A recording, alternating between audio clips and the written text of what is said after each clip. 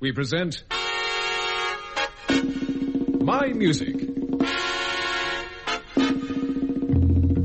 a musical panel game devised by Edward J. Mason and Tony Schreier. And here to introduce the teams is Steve Race.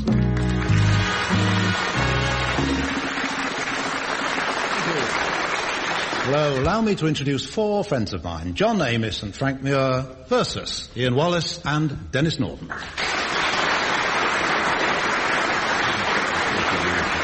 And to keep the score, our ombudswoman, Leonie Lawson.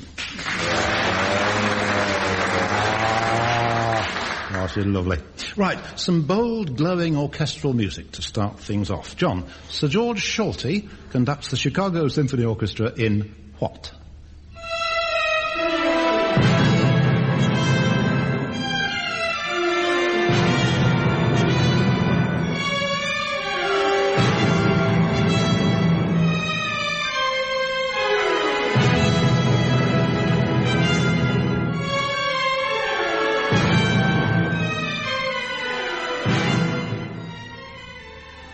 Stuff. Well, I know that it's the slow movement of his Concerto for Orchestra. Whose Concerto for Orchestra? Oh, his. Bela Bartok. Bartok. Yes. Bartok, yes, that's right. You thought you'd said it? Yeah, I thought I'd said it, yes. I was thinking it, so I thought I'd said it. It's terribly sad, because there's a bit just before that, which he put in, and it's from an opera which he'd written 25 years previously. I know it. You know it, Bluebeard's Castle. Carry on. And he put it in because nobody ever performed this work towards the end of Bartok's life. He was in America, and he was really very, very hard up. And he put a little quotation from this, and they said, "Why did you put that in?" He said, "Well, I'll never hear it again." Oh. So I thought I'd put it into this concerto. Oh, yes. And I didn't play it. I didn't choose it. Well, not choose that bit. No. Frank, your turn. Here's Lambert, Hendricks and Ross with the Count Basie Orchestra. See you moving when the band is really grooving on the bandstand. People get to swaying and he really gets to playing to the grandstand. Let me testify and tell you why he goes for dancing all the way. Tell me the silly story. Frank, why should that snatch of music remind me of the old Our Gang comedies, or for that matter of Judy Garland's sister? I don't know your mental processes at all. The singer was Annie Ross. Yes. Now, you're getting warm, you see. I think. What did Annie Ross do in her very much younger days? Apart from being Ella Logan's foster daughter. And singing very well. Well, indeed, yes, as always. And acting well, too, let's not forget. I don't know. Can I hand this over to Dennis? Yes, I'm sure Dennis, we'll know Our all Gang about comedies. This. Well, she was in the Our Gang comedies with Spanky McFarlane, and I believe she sang The Object of My Affection in one of them. As a kid, she was one of the Our Gang. And right. She was in a Judy Garland film called Presenting Lily Mars. That's right, she played Judy Garland's sister. I get the marks. You get the marks. I get the marks. Right, okay. Ian, your turn. Two seemingly disconnected musical pieces, but they have three letters in common. What is the connection, please, between this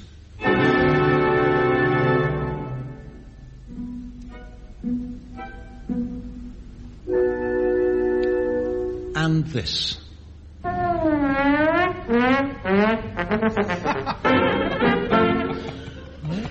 John's got it. This time John's got it. That's a somewhat tenuous connection. No, a very precise connection. Well, very precise. I do know what the first one is. Yes, you should. Which I should. It's from Rossini's opera Le Contorì. Yes, the overture. And that's as far as I can go. Well, Dennis can help you. What's the name of the Count? Ori. How do you spell him? Oh, Kid Ory. Is it Kid Ory? Yeah. The second one was Ory's Creole Trombone was the second record you heard. Kid Ory, trombonist. So the Count Ory and the trombonist Ory is the thing they have. Contorì, I always get a slight shudder when I think of that opera, because it reminds me of rehearsing it when I thought I had really done somebody a terribly serious injury. In the second act, all the men are disguised as nuns and to get into this nunnery, and they have a great drinking scene, and there's a moment when the bottles all come up from the wine cellar, and I had the part of distributing these to the members of the chorus, all dressed as nuns, throwing them. And there was a dear man who was the sort of head of Glyndebourne chorus called Harold Williams, not the Australian baritone Harold Williams, but a bass called Harold Williams. And just as I flung a bottle at one of these rehearsals, he looked away. And it caught him right on the temple at that actual spot where you just fall like a stone. And he lay completely unconscious, and I thought I'd killed him. It was a terrible moment, and fortunately, he recovered after a while. Never bore me a grudge. But opera, like war, is hell, isn't it? It was a very frightening moment, I must say. Dennis, here's a song that tells a lie.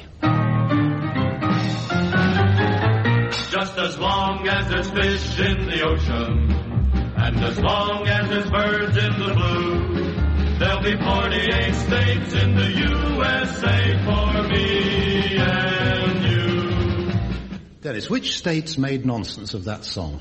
Well, that would be the last two that joined, which were Alaska and Hawaii. Hawaii, that's right. Yeah. Yes, they made the 50 states. That LP, did you recognise it? No, I didn't.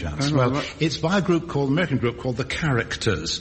It's a collection of songs that the lyric writer later came to regret. Yes. You know the ones. I know. This is one of my favourites from the same LP. Listen. How I wish I was in Chicago on good old St. Valentine's Day.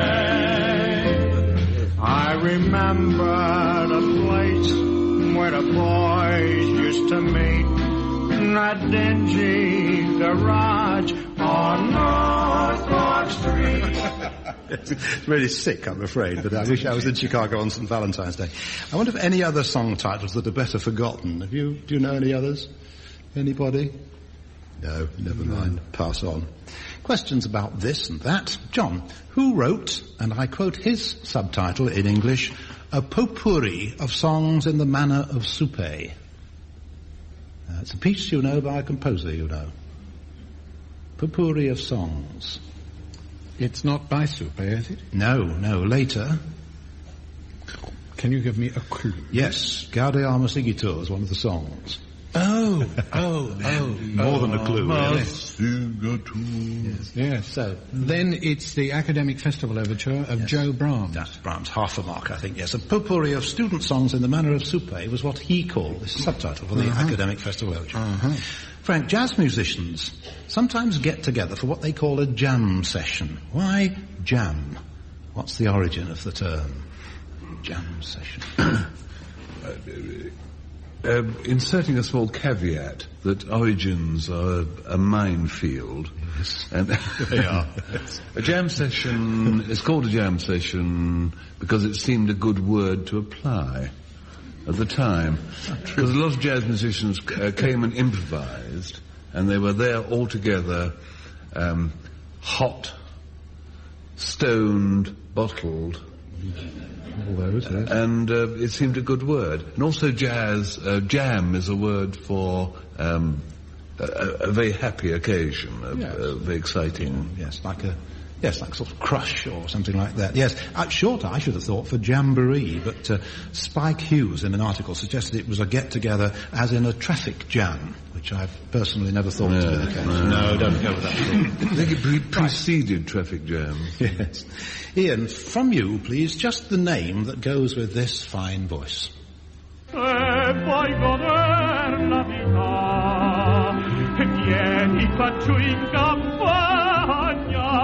È tutta un'altra cosa, vedi il mondo color di rosa, quest'aria deliziosa non è l'aria della... Yes. Who? Really, my favourite tenor, perhaps because it was records of his that were the first... I'm going to qualify that statement. Really, my favourite tenor was always John McCormack, but Beniamino Gigli was always a great favourite of mine. Yes, that's who it was. Some time ago, I played you, if you remember, the end of Nicolai Gedda's recording of La Donna Immobile, in which he seems to be singing the words elephant's ears. Do you remember that occasion? Well, that song we just heard by Gigli is always known to J. Kitchener of Bognor Regis as the chewing gum song. Listen again. It's in the second line of the chorus. Listen. Vuoi goder la vita, vieni chupa chewing gum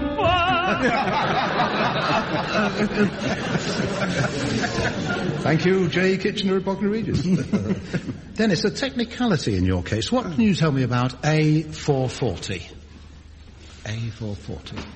Obviously, I can tell you nothing that would be of any help to you. I think it's the one that goes past Norfolk, but I'm not sure. in musical terms, I don't know. Unless it's the sort of geographical location on the AA map of when you say, you'll take the high road and I'll tack the low road. The low road you tack is actually A440. That'll do me very nicely, yes. A, that note, 440 cycles per second. It's our accepted pitch for about the last 40 years or so. On the A440 Norfolk, it's 440 cars per second. It's very nearly. That really is a jam. Yes, that is a jam indeed. Yeah.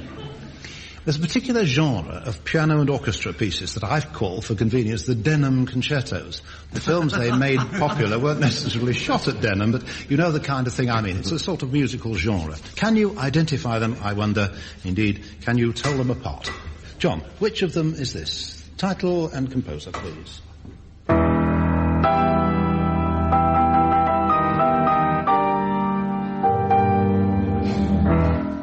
Right.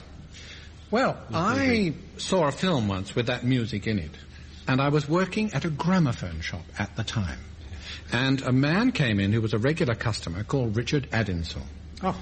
And he asked to hear a certain record. I think it was Espagne of Chabrier. And he went into his little cubicle, and out came this music. So I knocked on the door and I said, "Excuse me, but that wasn't the record I gave you, was it?" And he looked rather shamefaced and said, "No, I've just got a test pressing, and I just wanted to listen to it." So I said, I saw the film. It is the Warsaw Concerto, is it not? Indeed, yes, by Richard Addinsell, yes. And that was before he was rich. Yes. Really? Even. Frank, this was one of the very first of its kind.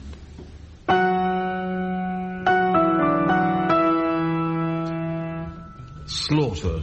Yes, on the Avenue. 10th Avenue. 10th Avenue. And the composer? Do you know? What?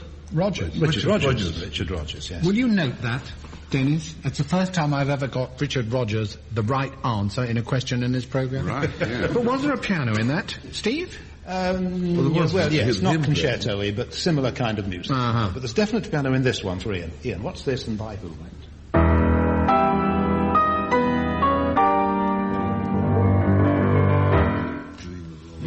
You're quite right about them all sort of melding into one, all these tunes. Aren't they similar, yeah? Especially when I play them. Yeah. It's not Cornish Rhapsody by Hubert Bath.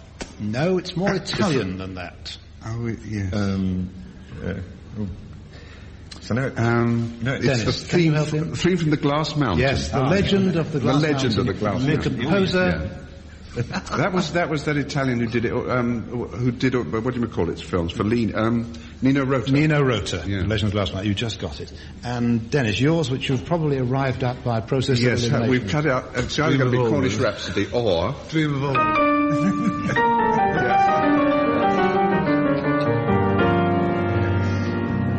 Clifford Evans and Sonia Dresdel. Yes. Remember Sonia? In The Dream of Old Wayne. Yes. Yeah. That was the one you were expecting. Yeah. The composer, please. No, I can't remember the composer. Anybody know, Ian? Well, that's the other half mark. We've dropped that then. Yeah. Charles Williams, the composer. This next round needn't detain us long. I think lines from songs, or words or syllables, but which songs? John, just a word. Eisel. Eisel. Up the Eisel Tower. Eisel Gersel Wummage. Not quite. It was on the Eisel. Shall I give you the full word with its hyphen? I think you'd better. Eisel de Dan. Eisel de Dan. It sounds like, what's his name? Thingamabob Gardner. Eisel-didda. Diddly-bob. Do you know the song, Ian? This song? Eisel de Dan? Eisel de Dan. Johannes a funny man. Yes, it's from the old South. Eisel de Dan. Johannes a funny man. You always do. Susanna's a funny man. Susanna's a funny man. There you are. Eisel de Dan. You see, you just said no, I didn't say Eisel de Dan. No. You said it's a No, I think you got a wrong instead of a... I dribbled the cue ball into your court, didn't I? You did rather, yes. Thank you. Or, yes. Something. Frank. You've got a metaphor for me? Yes. What makes a lady of 80 go out on the spree, Frank? Alma's tune. Not quite Alma's. Alma's tune? A lady of 80 No, it's different. It's Elmer's tune. Elmer. Elmer? No, Elmer's tune. E-L-M-E-R. Well. You mean Abel was I ere I saw Alma? No. Ian, why had you better watch your sister? Why had I better watch my sister? Yes. Because I haven't got a sister, but... hey there, mister. Hey there, Mary. Hey there, You better mister. watch your sister, because the fleet's in port. The fleet's in, yes, because the fleet's in. The fleet's in. Yes. Dennis, the darkest night would shine if you would come to me soon. That's the statement. What is the question? How high the moon? How high the moon is the question. Yes, you've got it. Memorable decade, the 60s. I mean the 1960s, not our 60s. Catchy tunes with elusive titles. Let's find out how elusive they were. John, I know your knowledge of pop music isn't exactly encyclopedic, but please name this, and please nobody prompt him.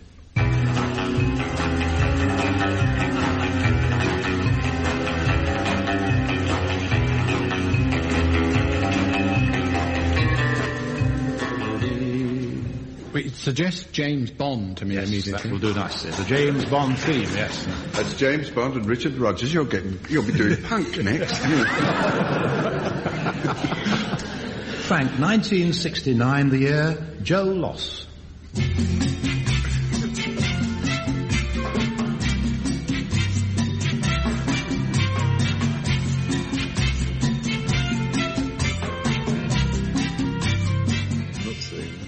Title, though, is difficult. Is it the Wheels Cha-Cha? Wheels, yes. Wheels Cha-Cha. That's right. Ian, 1960, and a great success for its composer.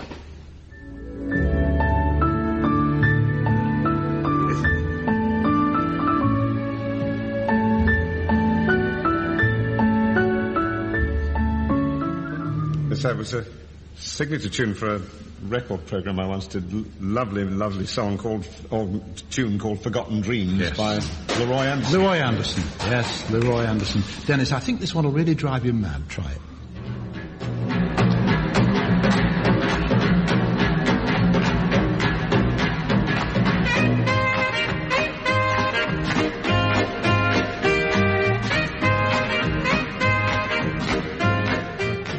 Title? But what is it called? Yes, what is it called? I don't know. Transatlantic, somewhat religious? Yes. No, I really don't know. I don't know. It's called Manhattan Spiritual. Was it really? Great hit for Reg Owen and Eric Delaney as well. Eric Delaney, yes. Yeah. Let's try one on the audience. It's a bit earlier, 1956. What's this called?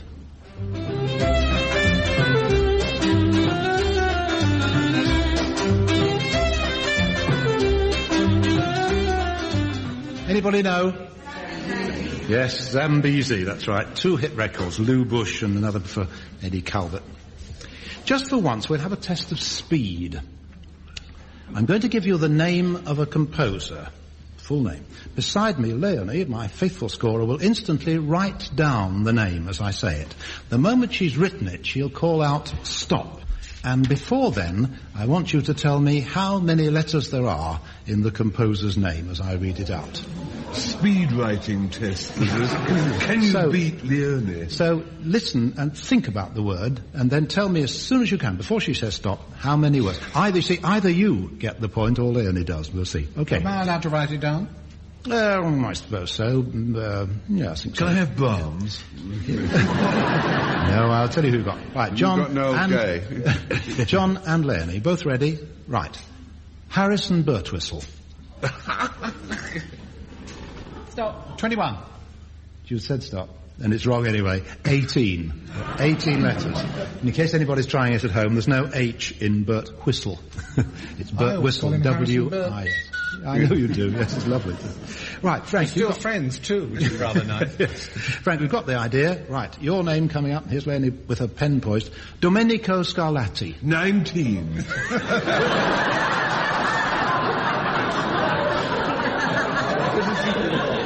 No, 17. So that's 2 to Lairdy so far. Ian, are you ready? Yes. Are you in the fine fettle? Yes. Right. Mario Castelnuovo Tedesco. Oh, come on. Too many. You're a joke. Have a go. Really? 25. 23. Another one to Lady. And, Dennis, yours? Tennessee Ernie Ford. 17. Nearly. You got in for nearly 18. 18 letters. How do we know that Leone spelled them right? Put the piece of paper underneath now. Mario Castel... Tennessee Ernie Scarlatti, she's got that. I think I may have said this. Domenico Birtwistle. Yeah. May have told this story before, but Guy Warwick, the conductor, BBC Scottish Orchestra one time, and with great cunning he arranged a programme on which the composers were Bax, Cui, Nin, Saw, and various other composers, all with 3 letters, names of the composers. He went away for his holiday, came back and found the programme planners had found that there was about 6 minutes to go, so they put an extra item in. Comedy Overture by Mario Castelnuovo Tedesco. He was furious. Yes. All scoring aside, here are the 4 final songs. Frank starts us off with the story of what happened after the ball. After the ball was over, after the break of morn, after the dancers leaving, after the stars are gone, many a heart is aching. If you could read them all, many the hoops that are varnished after the ball.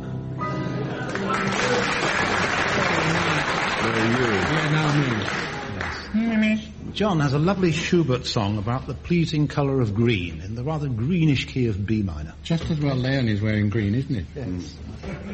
The Kermit's theme song. I'll clothe myself in green,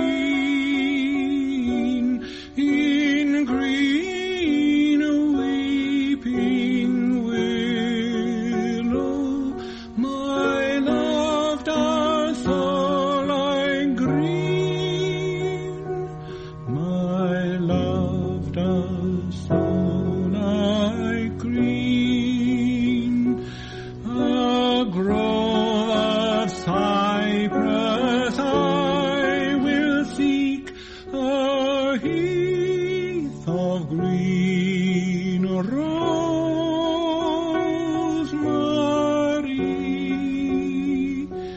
My love does so like green, my love does so like green.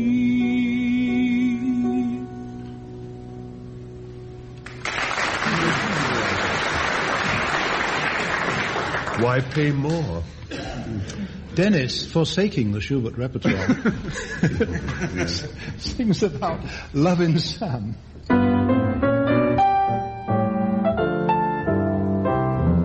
People call him Lovin' Sam. He's the Sheik of Alabama. He's a mean love-making, a heartbreaking man. And when the gals go strolling by, heck boy, he rolls a wicked eye. Does he step? Does he strut? That's what he doesn't do, nothing else but. And could you cook like Lovin' Sam? You could have your eggs and ham in the finest kitchens down in Alabama. They say he hugs them, loves them, and pets them, then runs away and forgets them. They all love Lovin' Sam, the Sheik of Alabama.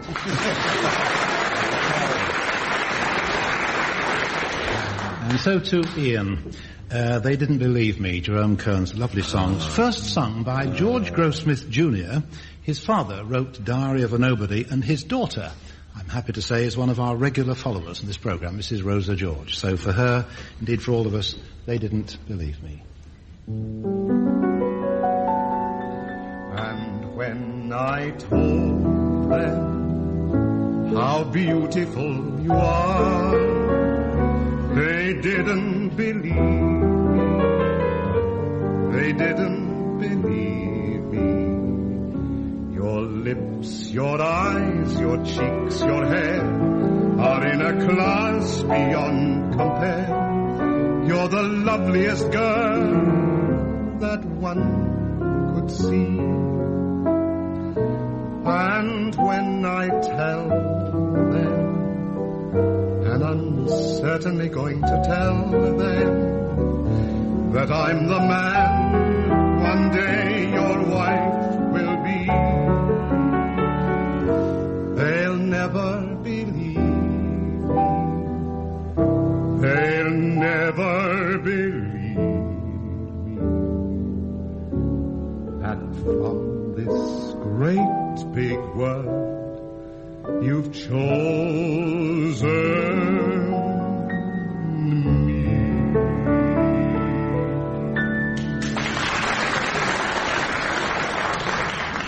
Remembering, of course, 4 marks to Leonie, but you'll never believe me, this week's victory goes just by a small margin to Ian Wallace and Denis Norden. Goodbye.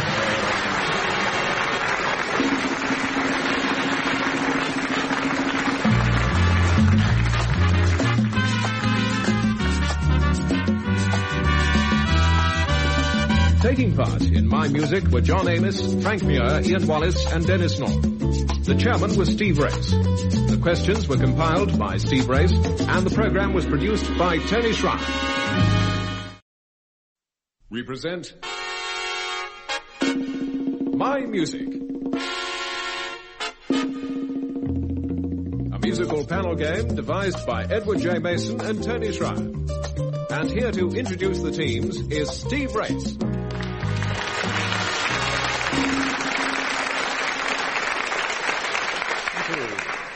Meet the old firm. Middle-aged firm, anyway. John Amos and Frank Muir versus Ian Wallace and Denis Norden.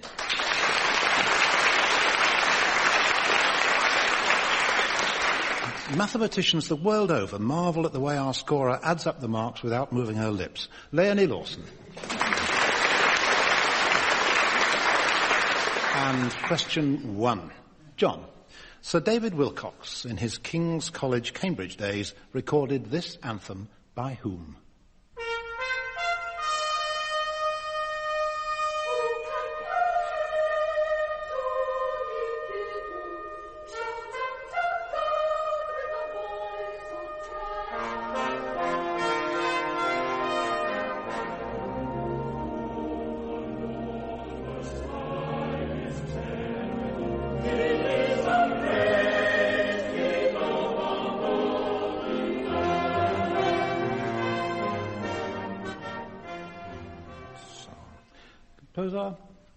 I think it's Vaughan Williams. Yes, it's got Vaughan Williams written all over it, hasn't it, really? I mean, that's enough, isn't it? It is, yes, just that, yes. I was with David Wilcox not long ago, and he delighted me by recalling that he knows apparently a cathedral organist called Treadwell.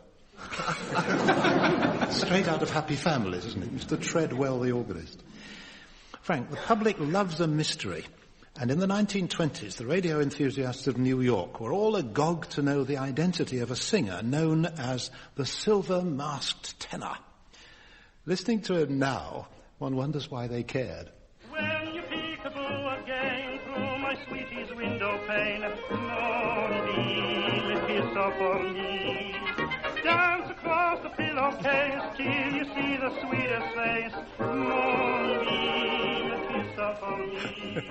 1927, that was. It was in 1927, Frank, that Oscars were founded. My question then is, why were they called Oscars? I tell you an extraordinary coincidence about that.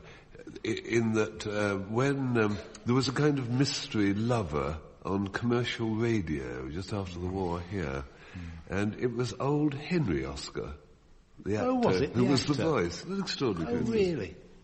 What was your question? Oh, yes. Why were they called Oscars? I don't think it's I think it's known, actually. There are the usual stories about it. I suppose the most popular being that somebody had an Uncle Oscar. Yes. But I would imagine it's just a good funny word. Well, yes. Affectionate funny word, like calling a cent Charlie, you know. Yeah, exactly. Well, perhaps after a movie columnist called Skolsky, but reputedly because a secretary looked at the first model and said, it reminds me of my Uncle Oscar. Well, it's nonsense. I mean, if you see an Oscar... I think Skolsky was Sidney Skolsky anyway, so it was a bit roundabout. You know, he may have put a middle name. Anyway, fair enough. Ian, it's time we had an operetta question for you. Like, for instance, the show title, the composer, and the singer in this virile chorus.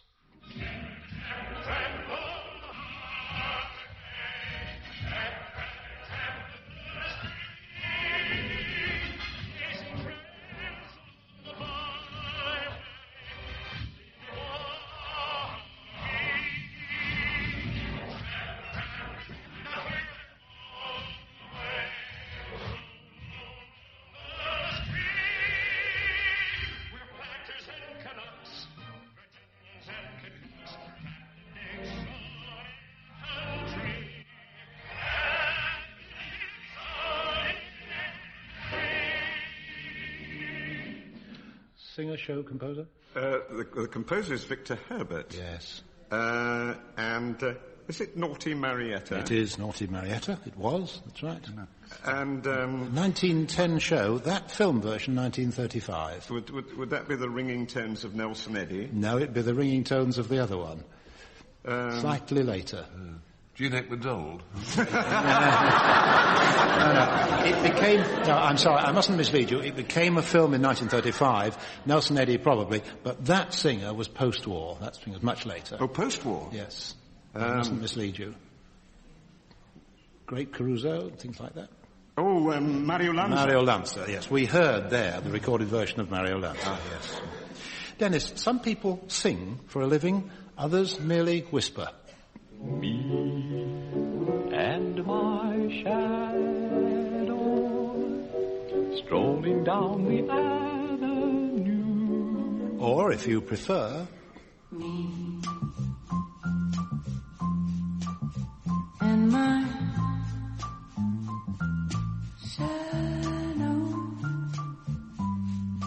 not a soul to tell my troubles to. Two singers, 40 years between their recording dates, and their names? Whispering Jack Smith and Yes. Peggy Lee. That's right, yes. And famous versions of For Me and My Shadow also by... Ted Lewis. Yes, that's right. And Al Jolson, who claimed, as usual, part he authorship had of the it, song. yeah. He usually did claim part authorship of the song. Literary questions next, but to do with music in a way. John, which novelist inspired, at one time or another, Verdi, Donizetti, Ponchielli, Lon Chaney and Charles Laughton? There's a hint or two there. A novelist. Scott? Lon Chaney, Charles Laughton. Frenchman. Yeah, Frenchman, I think. Ah, Frenchman, yes. Victor Hugo. Hugo, yes. Hola. I must just run through the Verdi with Ernani and Rigoletto, Donizetti with Lucrezia Borgia, Ponchielli with La Gioconda, Marion Delorme, and the Chaney Laughton story, of course, was the Hunchback of Notre Dame. Frank, an extract from a novelist's journal.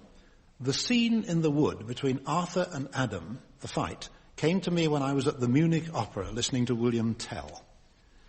The fight, Arthur and Adam. Which Adam? I can tell you the year, 1859. Or which Arthur, really? No, but Adam is better known than Arthur. For the very good reason that he appears in the title. I was going to say, is he eponymous?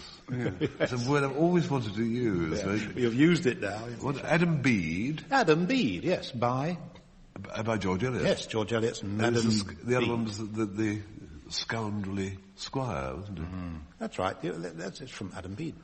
Ian, Scottish opera mounted a memorable production of The Turn of the Screw. Britain's music, whose story? Oh, Henry James. Yes, Henry James. Wonderful story, too. Dennis, Ivan Novello's Careless Rapture. It's a quotation, that title. Who originally wrote those words, Careless Rapture? It's a very strange one, actually, because the quotation is, that's the wise thrush, he sings each song twice over, lest you think he never should recapture that first fine careless rapture. And to call a musical after it would seem to be inviting an encore. Yes, it would, wouldn't it? Yes, to sing each song twice over, wouldn't yes, it? It comes from Home Thoughts from Abroad. Browning. That's right. Oh, to be in England, etc., yes. All art, it has been said, constantly aspires towards the condition of music. So said who? Bonus half mark. Pater, isn't it? Yes, John's got it. Walter Pater, yes. Let's have some electronic music. Why? That isn't a contradiction in terms. John, half a mark for knowing what this is, and another half mark for saying what you think of it.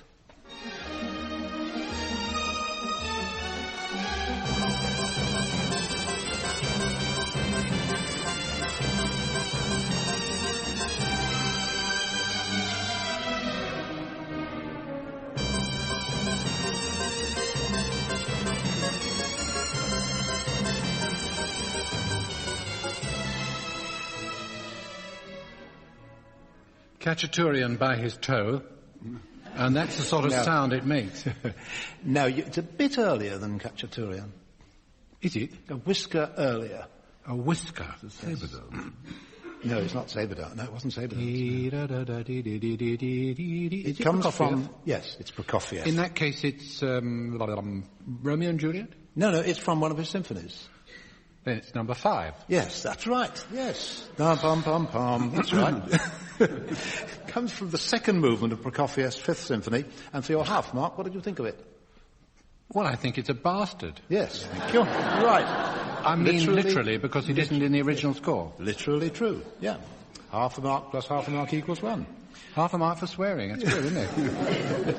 Frank, swear box. I think, Frank, this, nevertheless, is an actual improvement on the original. Can you give us, though, a more suitable title, perhaps, than the original after hearing this?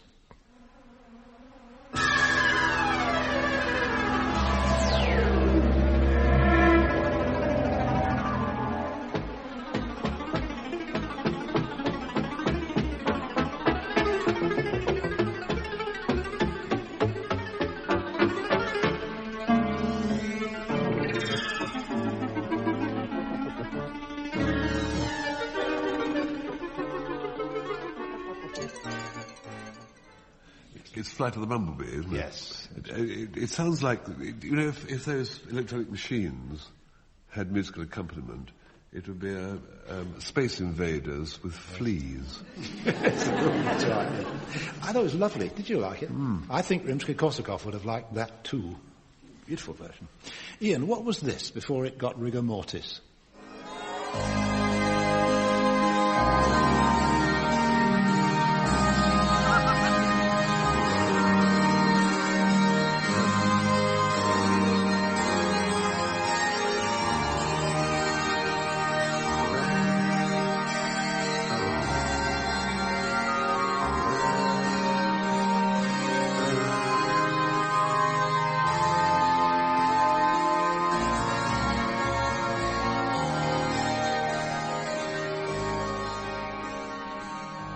Pathetic, isn't it? And it's in A flat too, the original key.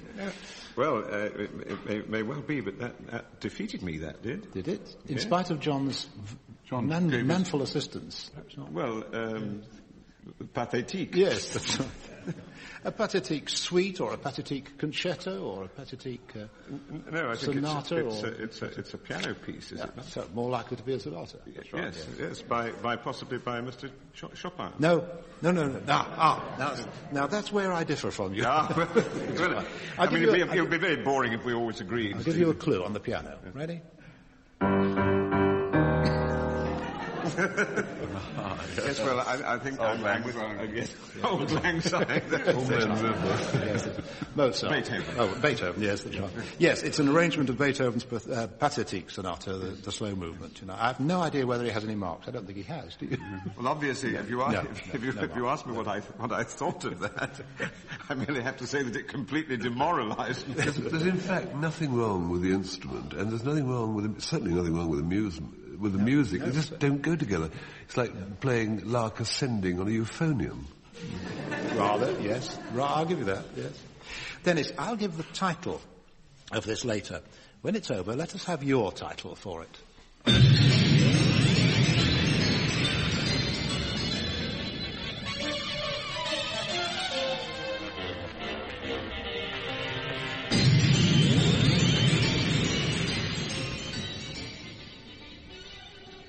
He's got another showstopper there. I would say that's part of an LP.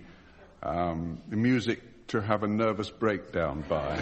So would I. A much better title than the one on the record. Tomita, the arranger and performer on all those bits, called it The Dazzling Cylinder That Crashed in Tunguska, Siberia. And you didn't I get didn't that, know. Dennis. Hurry on to the next round. 4 notes occur at the start of quite a number of themes, including these. John, the first theme of the 4th movement of Who's What?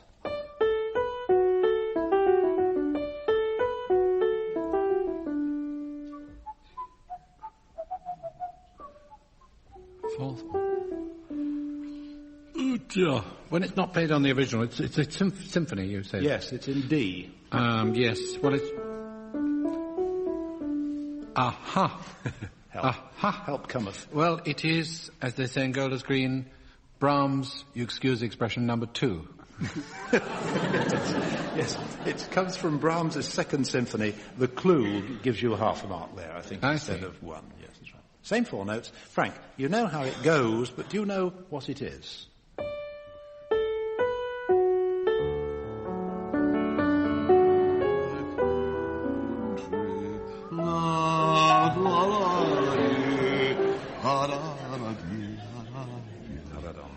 I'll get to it. No, I've gone into Men and Butterflies. Try it under somebody's window. Caselli's Serenata. Got it, yes. We'll give him that one, I think. Caselli's Serenata, yes. Ian, difficult. So I'll tell you the title. Sirens. You tell me the composer after I've played it. Though it sounds to me like a Walsh version of All Good Pals and Jolly Good Company. Listen, it's this.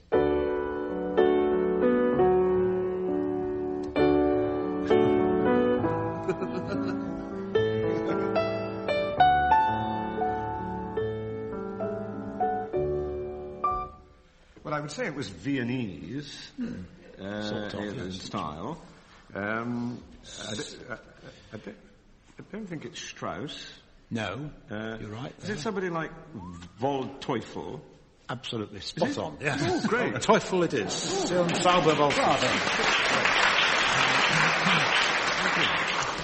Dennis, is mine going to be the one that's been staring us in the face all the time? No need to play yours. Just tell me what it is. 3 little words. Yes, 3 little words it is. Right. 4 little notes. Yeah.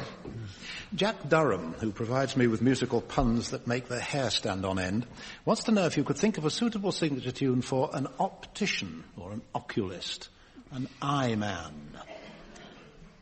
You go along there, he asks you to read the letters on the card, and he has a signature tune, John, an eye man. Well, if he has 3 eyes, what about I? If he's in Cyclops country, then just call it I. What if he's very rich? I love you very much. Is that your contribution, Frank, or have you got something else coming up? I had a bifocal built for 2. Oh.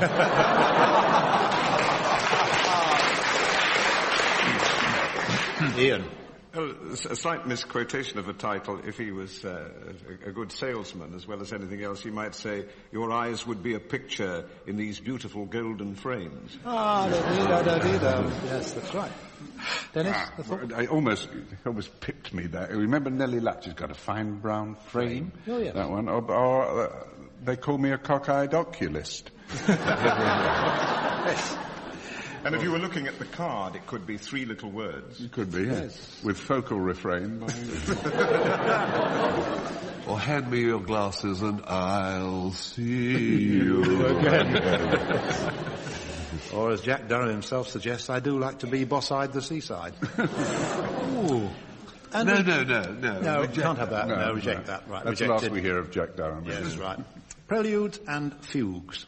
John, whose first prelude is this?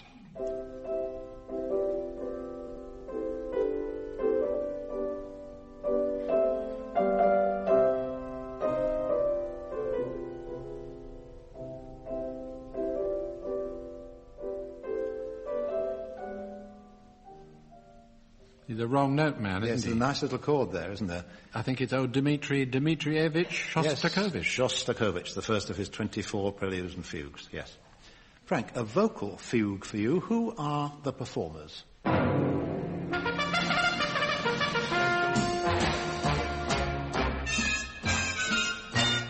I got the horse right here, the name is Paul Revere, and here's the guy that says if the weather's clear, I'm taking Valentine, 'cause on the morning line, this the guy has got him at 5 to 9. But look at Epitaph, he wins it by a half, according to this here in the Telegraph. For Paul Revere I fight, I hear his foot's all right, of course it all depends if it rained last night. Fugue for tin horns, yes. Sinatra came through strongly, Yeah, didn't he, that's on the right. rails. You got the other two, didn't you? It's Tony Martin. No, it's not Tony Martin. No, the first singer you... I didn't recognise I it. think. I should know. Not Tony Martin. There was another Martin there. There was another Oh, Martin. God. It's Dean Martin. Dean Martin, yes. The first voice... First voice was Bing somebody. Bing Crosby. Yes, that's right. Bing Crosby, in order in which you heard them, that's half a mark. In the order in which you heard them, Bing Crosby, Dean Martin, Frank Sinatra, and the song from Guys and Dolls. Still fugues. Quite good voice, Dean Martin. Yes, in his day. Ian, whose fugue is this?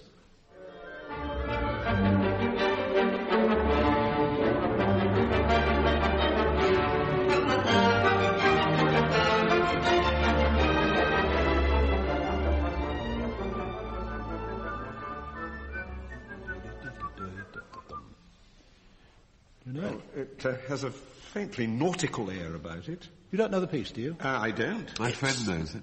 Yes, it's the polka and fugue from Schwander the Bagpiper by Weinberger. Is there another bit of that that's more familiar? Well, the polka. How does the polka start, John? Oh yeah. Oh, that's my bit of Schwander the Bagpiper. I couldn't play that bit because that's the polka, and this round is all about fugues. You see. So. Oh, I see. Yes. Well, When I was a kid, I was given a record of that, and I loved it so much. And a polite lady came to tea once, and she said, "Oh, I've got a new record. Would you like to play it to me?" So I played it to her, and she talked all the way through. And at the end, she said, "Oh, what a lovely piece." So I said, "Yes, you must hear it sometime." I got sent up to my bedroom. Nice little lad, weren't you? Yes, charmer. That is whose version here of whose fugue?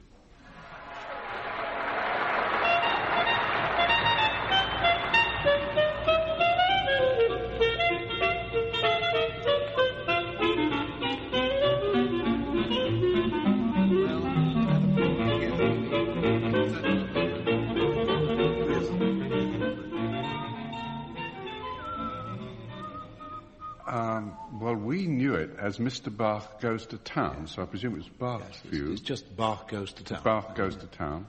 Absolutely original, not by Bach. No, it was Alec Templeton wrote it, and I think, was that the Carnegie Hall concert of Benny Goodman? Benny Goodman, that's right. Yeah. Benny Goodman's version, Alec Templeton's composition. Songs from Hit the Deck, from Twelfth Night, from the Pearl Bailey Songbook, and from Jolson Sings Again. Except that for Jolson, in this case, read Wallace. Frank, I want to be happy. Right.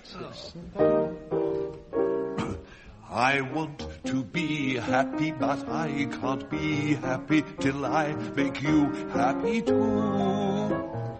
Life's really worth living when we are mirth-giving. Why can't I give some to you? When skies are grey and you say you are blue, I'll send the sun smiling through. I want to be happy, but I won't be happy till I make you happy too.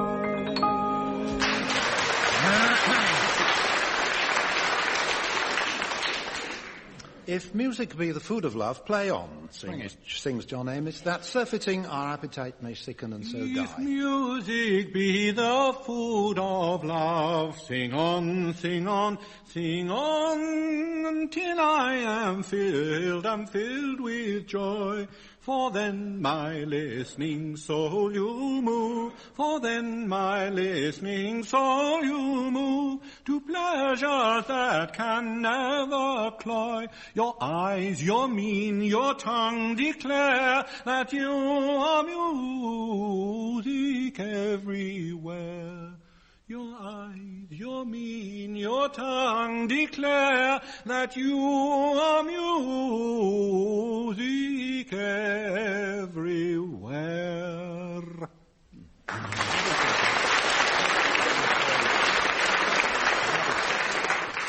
The high, fantastical voice of John Amos, the setting by Purcell. Yeah. Dennis is going to keep on doing what he's doing.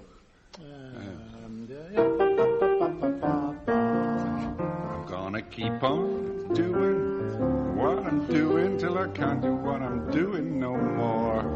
I'm gonna keep on heading straight to ruin, and I ain't gonna stop to keep score. Though the odds are 1 to 7 that I'll ever get to heaven, still I know as sure as 2 and 2 make 4. I'm gonna keep on doing what I'm doing till I can't do what I'm doing no more.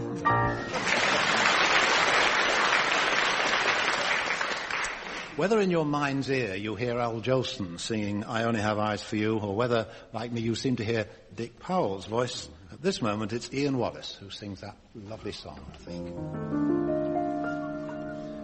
Are the stars out tonight? I don't know if it's cloudy or bright, 'cause I only have eyes for you. The moon may be high, but I can't see a thing in the sky, 'cause I only have eyes for you. I don't know if we're in a garden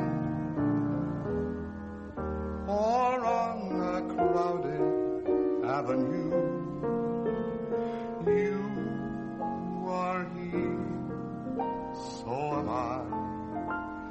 Maybe millions of people go by, but they all disappear from view. And I only have eyes for you.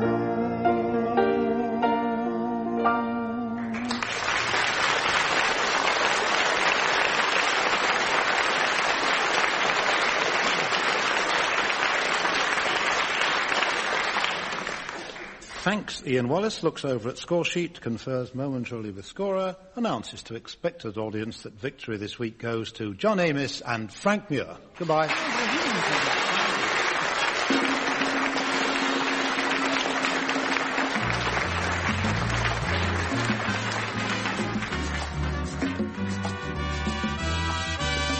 Taking part in My Music were John Amos, Frank Muir, Ian Wallace and Denis Norden. The chairman was Steve Race. The questions were compiled by Steve Race, and the program was produced by Tony Schreier. We present My Music, a musical panel game devised by Edward J. Mason and Tony Schreier. And here to introduce the teams is Steve Race.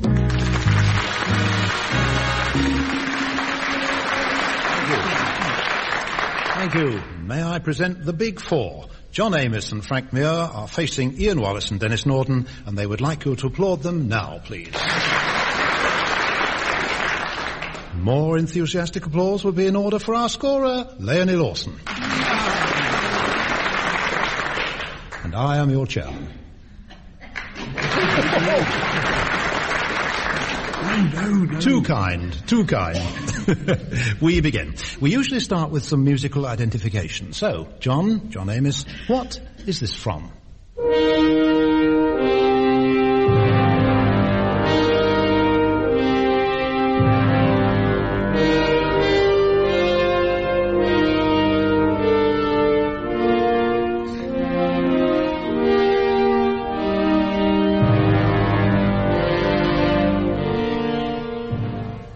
Horns, rather effective. Very effective. Any ideas? It sounds... Is it American? Yes. Well done. It's American. Is it the beginning of a piece? No, it's towards the end of something. Is it Aaron Copland? Yes, you're doing well. Yes, go on. Is it one of his symphonies? No, it's a ballet. It's a ballet. 1938.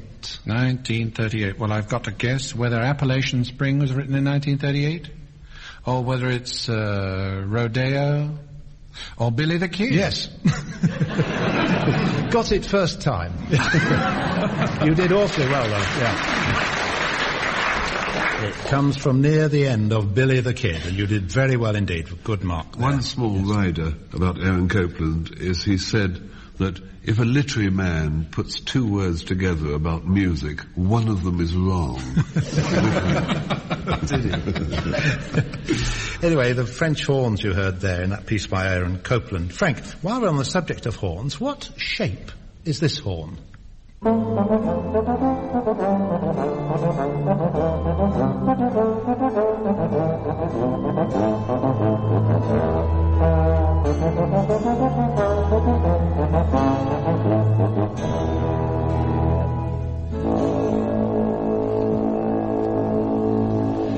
Lovely note from Alan Lumsden.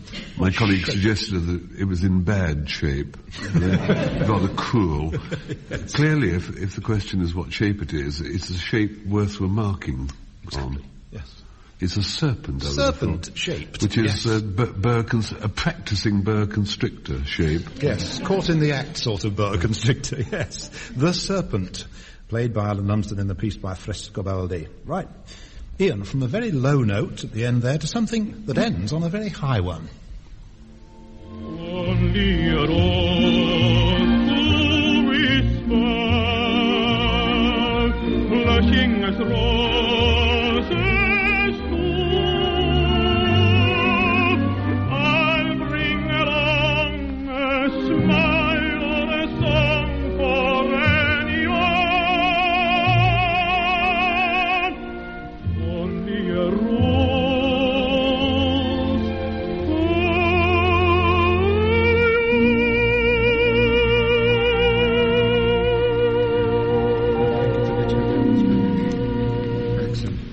Terrific top B flat, but not his usual type of material. You may not even know he's recorded anything like this. Who was the singer? I associate that song with a record we had in my childhood by Derek Oldham and Winnie Melville, singing Only a Rose. It's presumably an operatic tenor. Yes. Would it be Jussi Björling? Yes, Jussi Björling it was, singing Only a Rose, yes. Dennis, you, like the rest of us, know an awful lot of tunes, but remembering what they're called is another matter.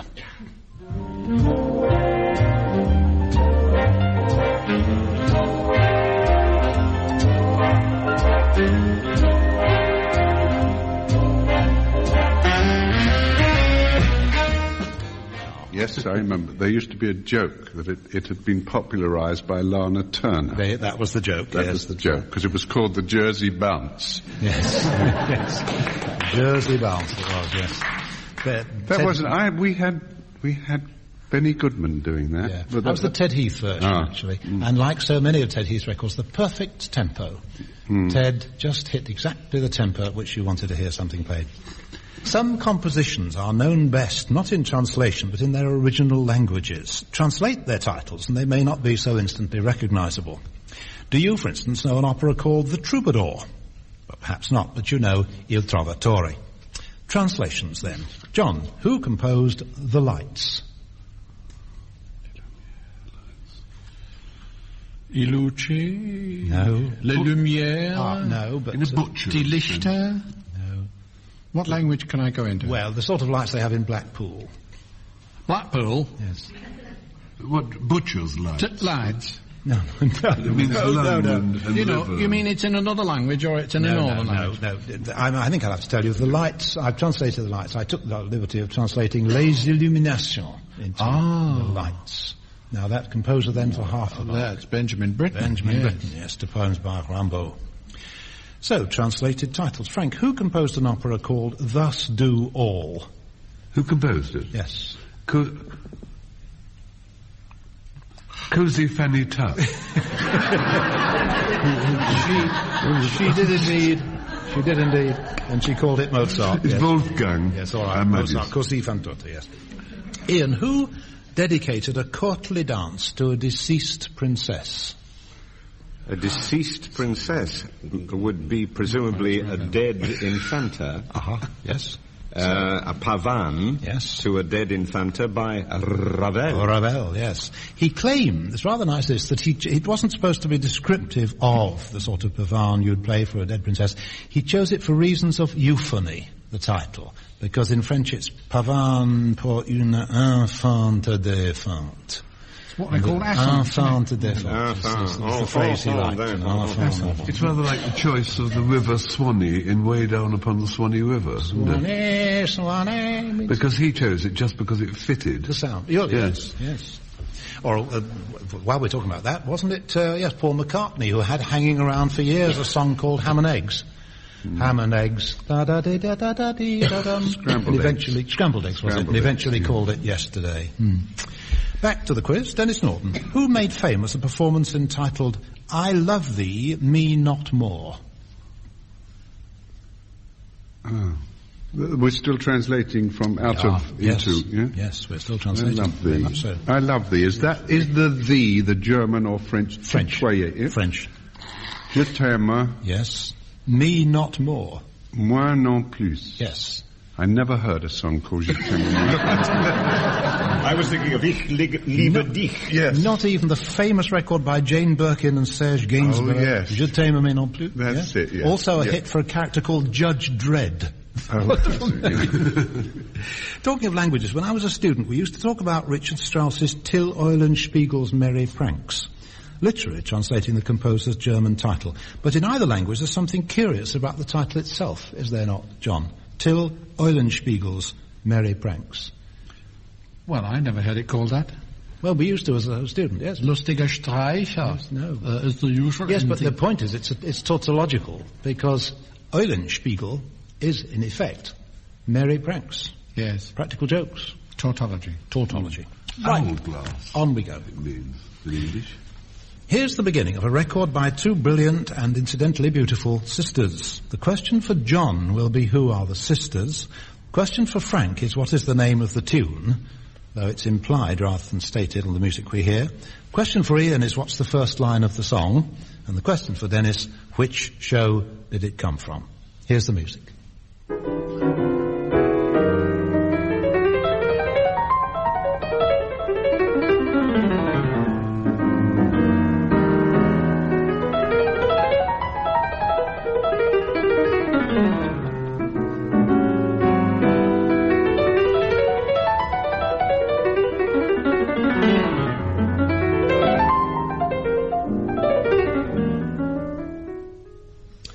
So on. John, the pianists, do you know them? Sisters? Yes, French. Well, Art Tatum and his sister Arthurina. No. Much more recent, very much alive. Two French sisters, marvellous piano. Lebec. Yes, Katia and Marielle Lebec. Smashing looking girls. They are. Beautiful pianists too. Right, Frank, the name of the tune they were about to play.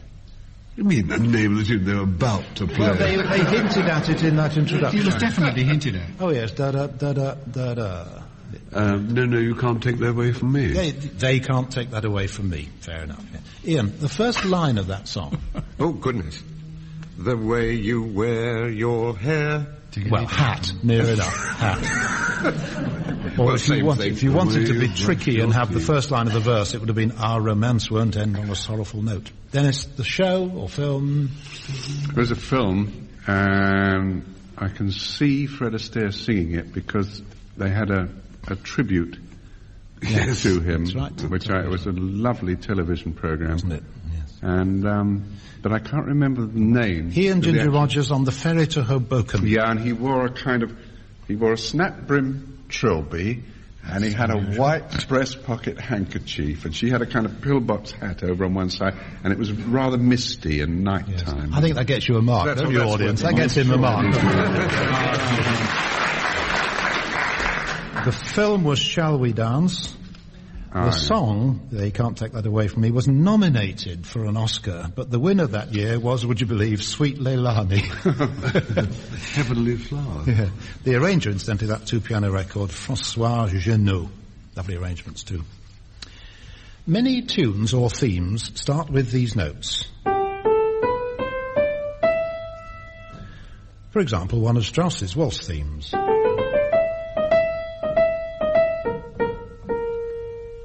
Beginning with those notes then. John, you first. What is this?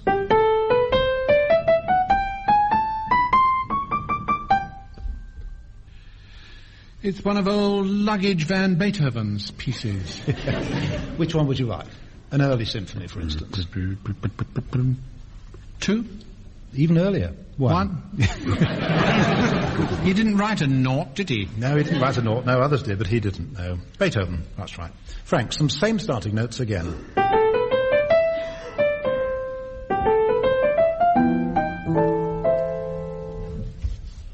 The tune? Yes? I like to recognise the tune. I like to recognise the tune, Rodgers and Hart. Which is quite a good thing to say to the pianist, isn't it? Yes. Ian, title please, and it must be the right title.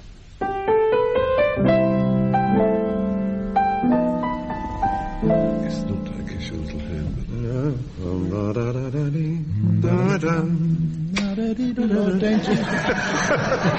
I kiss your little... Not little. Pretty? No. It's Large? No. I kiss your hand, madame. Oh. It wasn't little or just a hand? It starts in Dreams, I kiss your hand, madame. Bing Crosby in The Emperor Waltz sang that, you know. So that's really half a mark, not a full. Oh, yes, I don't think I get it. It doesn't fit. Very lucky I kiss your hand. I kiss your hand. No, in Dreams I Kiss Your Hand. Yes, in Dreams I Kiss Your Hand. Yeah. But Carl Brisson used to sing I Kiss. I bet he did sing I Kiss Your Hand. Well, he can have the half mark. Yeah. So I have it's a much more winning line. Yeah. And he's got a little white carnation in his buttonhole. Gardenia. Gardenias, yes. Then you get the other half mark. Right. Dennis, same 6 starting notes. Title and composer, please.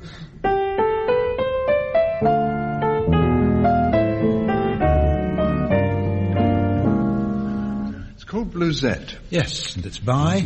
Don't know. Harmonica player, Belgian. Also plays the guitar. No, sorry. Toots Thielman. Thielman, yeah. You got the half mark there. I call this next round a sporting chance.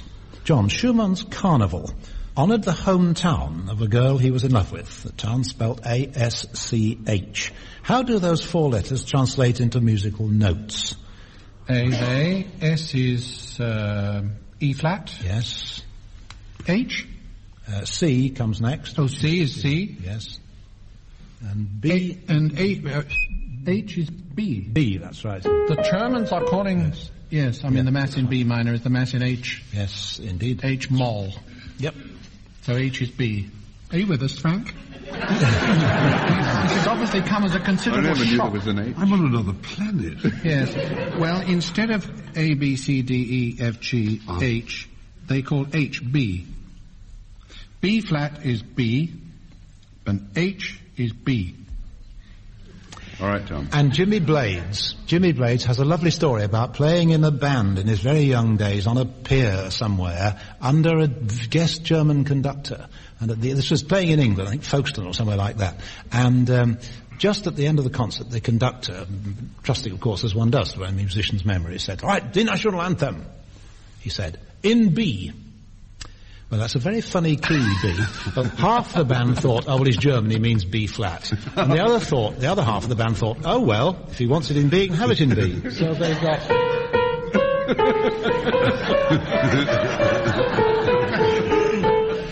But halfway through, the ones in B flat thought, he meant it in B. And the ones in B thought, he wanted it in B flat. So they... I think the first time Henry Wood's voice was ever heard broadcast was when, at the opening night of the Proms, there were two versions the orchestra had of God Save the King. One was in G, and one was in B flat. And it was most dreadful noise. And one heard over the radio Sir Henry Wood's voice saying, "Try it in B flat, trombone." Oh dear. Frank, back to you. Can you think of a whole song that consists merely of two notes? I can think of two two-note songs, one old and obscure and the other a more recent Latin American piece. The one-note Samba, yes. Yeah. Does contain two, and there are more in the middle. It also goes to most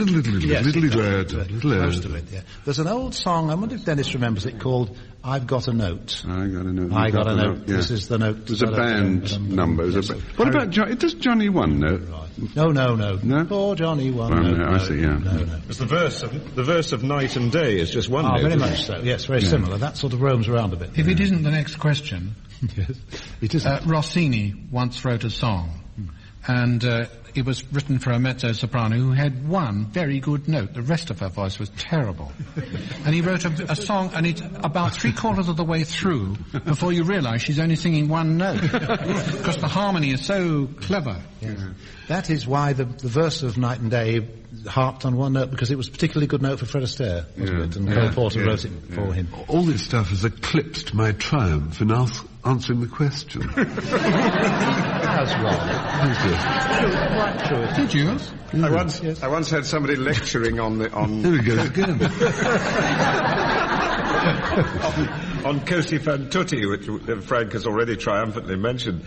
And it was about the soprano aria for Fiordiligi, and he was saying that he said it is a case that Mozart wrote the aria for a particular soprano of his day who had wonderful top notes and very good notes down in the low register. She had a wonderful top and a fantastic bottom.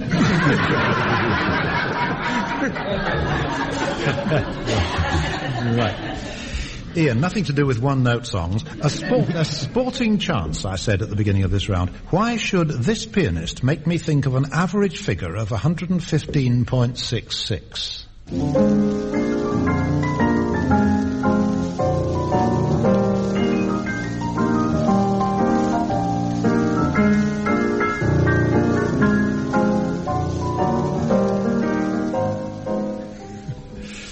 Well, if you want an absolutely straight answer to that question, I haven't the slightest idea. Well, can I put you into the right sort of field by suggesting that you wouldn't boycott a pianist like that?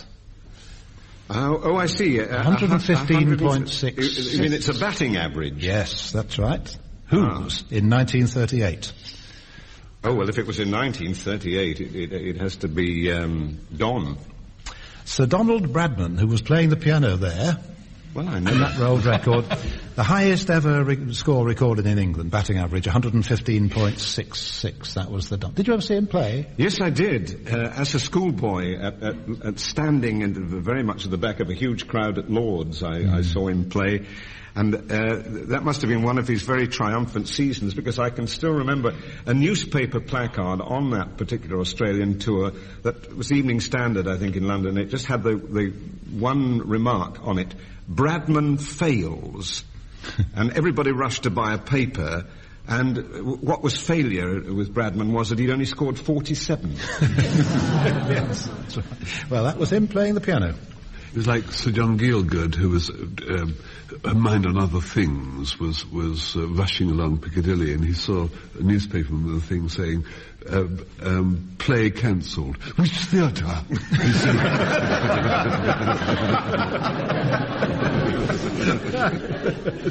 They used to those days have lovely things like Kent collapses. Yes. Dennis, two names from you, please.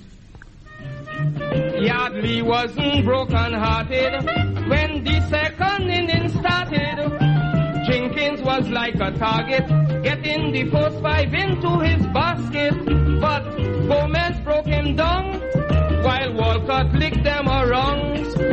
He was not start out for 168, leaving Yardley to contemplate.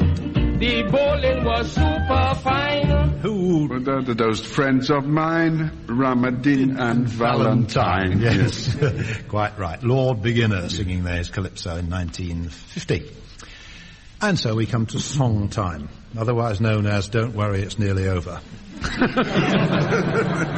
Frank. Do worry, the worst part. You'd be so nice to come home to... What? You'd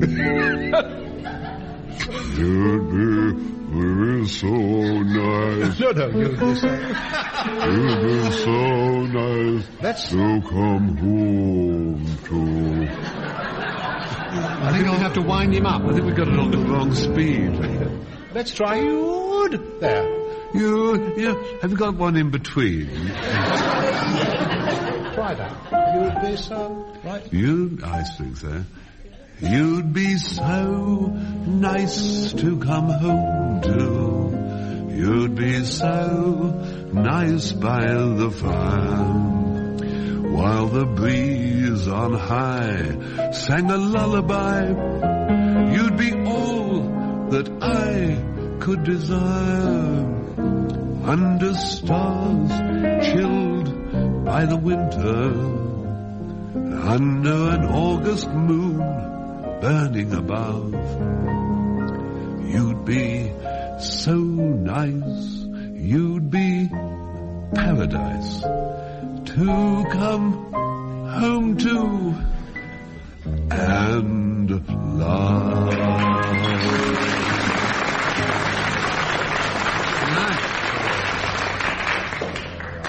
The key didn't quite fit the lot, but it was... No, we got in. We managed. We got in. John's song is the old favourite, Tom Bowling.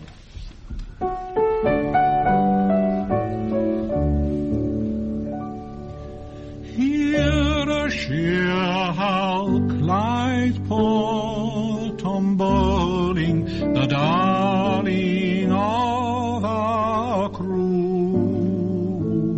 No more he'll hear the tempest howling, for death has broached him too.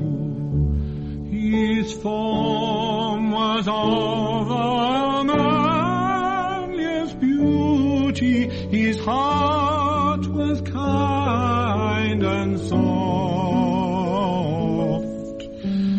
Faithful below, Tom did his duty, and now he's gone aloft,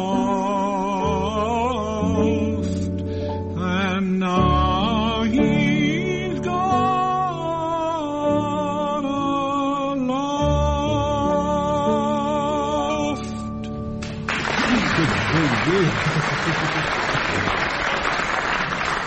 John went aloft too, then. Dennis, digging deep as ever into his sea chest of old songs, comes up with one about my old brown hat.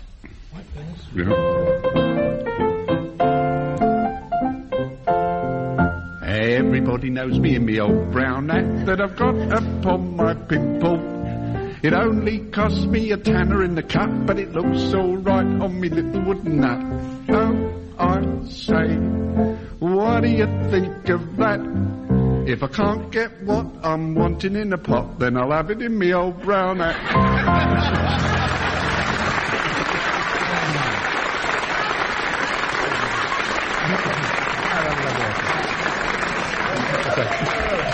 Cracking old song, that is, isn't it? A real cracker, that one. Chest, it's a golden treasury. Ian has one of the first and one of the best of Irving Berlin's songs, Always. I'll be loving you always, with a love that's true always. When the things you planned need a helping hand, I will understand always, always. Days may not be fair, always. I'll be there always. Not for just an hour, not for just a day, not for just a year, but always.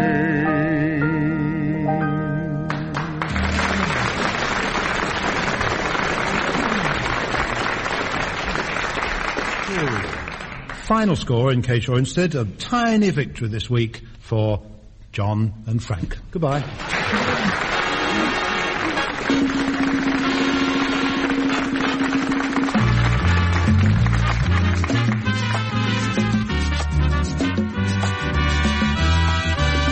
Taking part in My Music were John Amos, Frank Muir, Ian Wallace and Denis Norden. The chairman was Steve Race. The questions were compiled by Steve Race and the programme was produced by Tony Schreier. We present My Music, a musical panel game devised by Edward J. Mason and Tony Schreier. And here to introduce the teams is Steve Race. Thank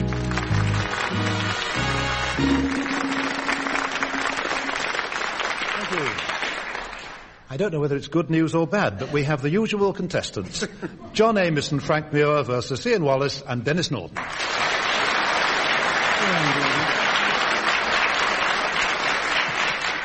And our scorer, who you'll agree is utterly alliterative, Leonie Lawson.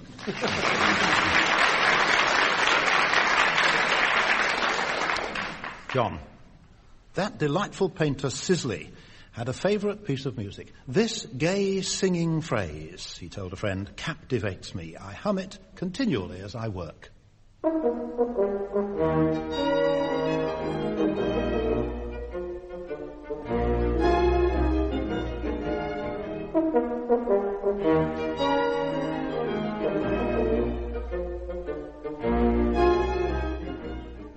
Recognise it, John? No. Oh. Should I? Yes. It's from Opus 20. Is it? Oh, well then it's probably gone septic. Yes. Yes. It's one of Beethoven's pieces that went septic. Right. Scherzo from his septet. Septet. Were you toying with me by any chance? Were you toying with me? You were. You know, I have a great friend called Norman Delmar, and he's very good at quizzes. But if he, by any chance, doesn't know the answer to anything, he says in a rather lordly way, actually, not a piece I know.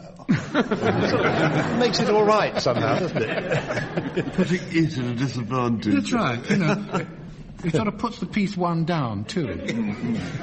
I love him, of course. Yes, you mustn't think we're very good friends. Anyway, that was Sisley's favourite piece of music. I have it on my crib sheet here. I have a way of just noting down at the side the source of my information. Yes. So that if anybody writes to me and challenges it, then I can also. I got it from Encyclopedia so and so, and I've written down at the side here Sisley cat.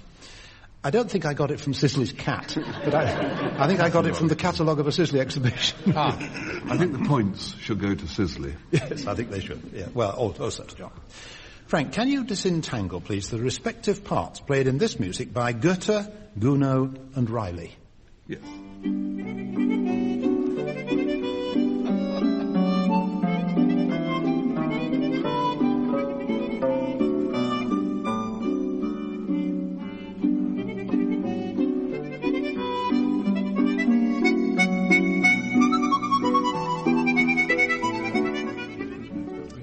So, Goethe, Gounod and Riley. Well, purely at a guess, I would say Gounod played the mouth organ. He may have done, well, but not on that occasion. He may have done, but not on that occasion. Go on, yeah. Goethe wrote the music and Gounod wrote Faust. Yeah. I could rearrange those. Try that, yes. It's almost certainly, I would have thought, Tommy Riley. Yes. On the other end of the harmonica. Yes. And Goethe's, getting Goethe's Garter was the, it's Faust. That's right, and Faust set story. to music by Gounod. Yes, that's right, with Skylar Kanger and the harp. Ian, from the same delicious LP, and again, there's a Goethe connection.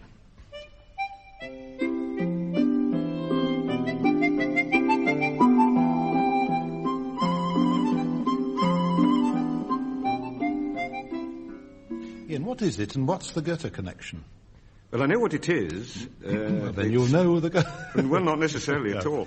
This is an opera called Mignon by Thomas. I know that because I sang in it once on the radio. Oh, did you? A long time ago. And I remember being told off for giggling in a rehearsal because I was singing and with the BBC Opera Orchestra, as it was called then, now the Concert Orchestra, and Stanford Robinson was conducting, and it was the sort of last rehearsal, and everything was very tense, and I sang something, and I stopped and started giggling. He said, "What's the matter with you? Why aren't you getting on with it?"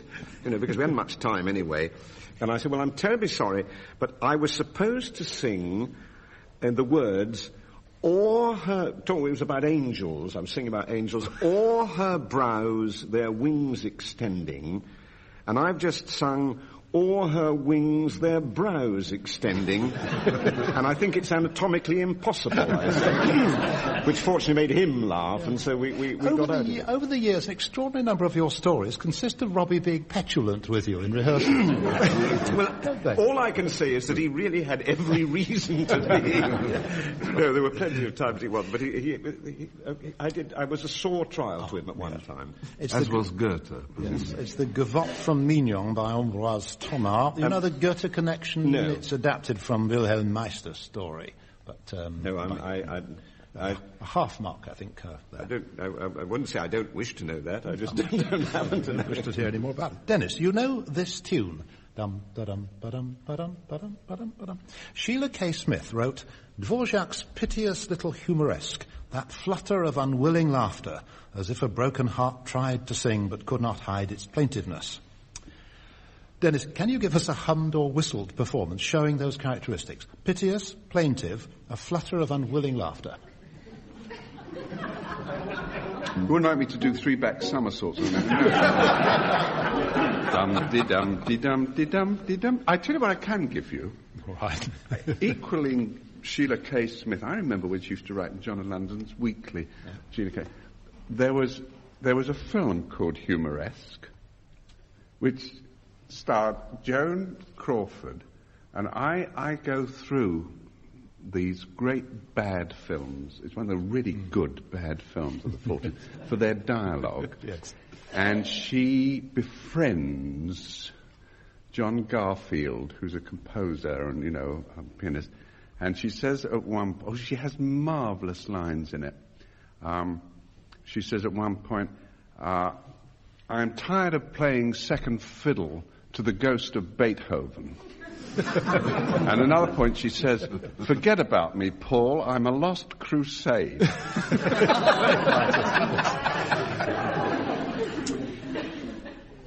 Right, the answer to the next question is a conjunction or an adverb, and the first person to sing out the answer gets his side a mark. Perhaps.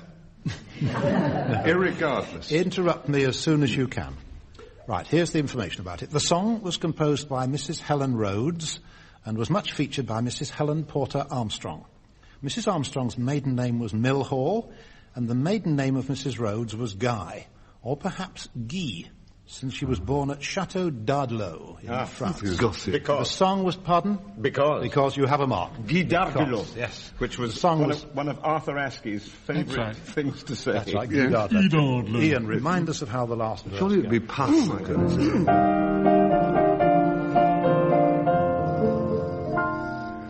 Because God made thee mine, I'll cherish thee through night and darkness, through all time to be, and pray His love may make our love divine. Because God made thee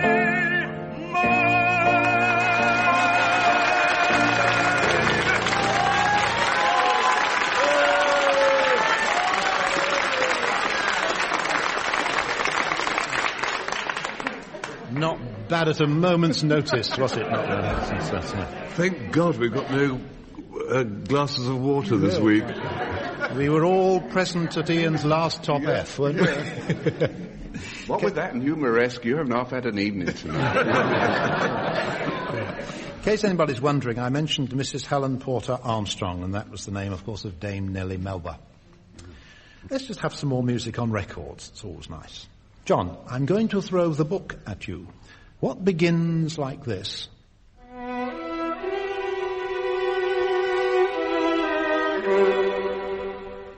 And ends like this?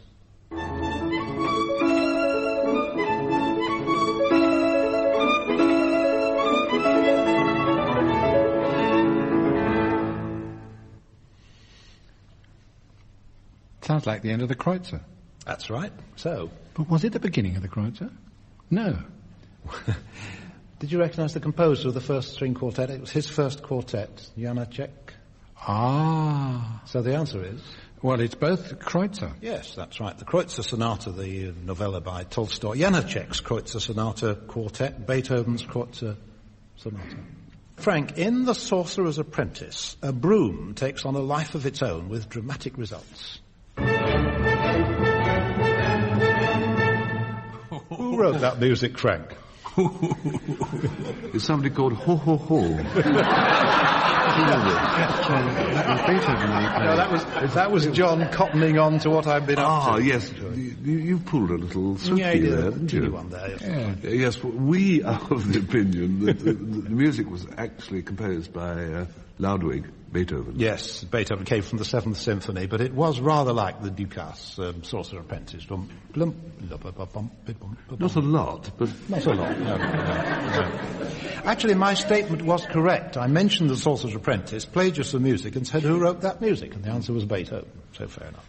Ian, here's a quick montage of 4 horn calls from symphonic openings, or rather, 3 of them are. Which one isn't from the start of a symphony?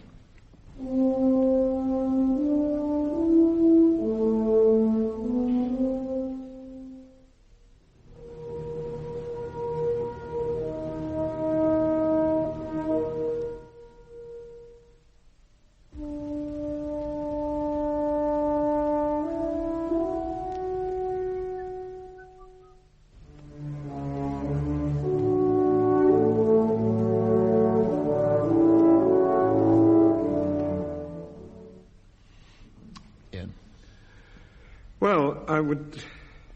The first one has a familiar symphonic ring about it. Yes, that's right. Schubert, the Great C Major. I thought the second one sounded as if it was from a symphony. Yes, Bruckner 4. Really? Yes. Bruckner 4, Wallace nil.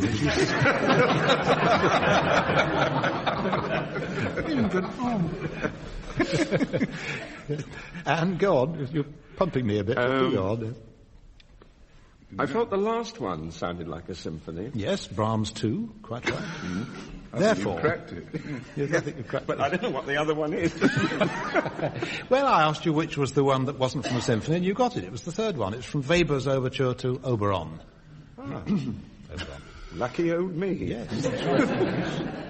You had to help you. A tiny little whistle from John, who couldn't resist whistling the next bit. Well, that I must acknowledge that did give me a little bit of encouragement. Dennis, you have a choice. Listen to this much-loved old song called 2 Eyes of Grey, and then after it, tell me the singer's name, or the composer's name, or the date of publication, or the accompanist's name. 2 eyes of grey that used to be so bright. What is the shadow veiling all your light? Why do the tears usurp the place of just the sweetest light I ever saw? In any woman's face. Nice song. I couldn't do like the capital of Sweden or something like that. I mean, the accompanist's name, the year, what else? Accompanist, singer, songwriter, or date. Yes. It was a Steinway piano. Yeah. You were the accompanist, Steve. It was beautifully played. No, I don't think Steve was born then. I said to our producer when we were preparing this programme, I said, if I'd asked any of the other three who the accompanist was, they'd have said Gerald Moore, but Dennis will say, you were the accompanist, Steve. And you did. Have I become so predictable to you, Steve? No, the others have. Oh, right. Gerald Moore, otherwise I wouldn't have asked you, would I? You didn't know the singer, Ian, did No. you? No. Lovely old song, and a lovely singer, Leonard Gowings. The songwriter, Daisy McKeough, that's how she was pronounced, and the date, 1903, Two Eyes of Grey. Wagner, Chopin, Noel Gay, Maurice Jarre, and J.S. Bach, though not in that order, are among the composers represented in my piano medley. Groan time from Frank. 4 titles for John and Frank to name, 4 for Ian and Dennis to name.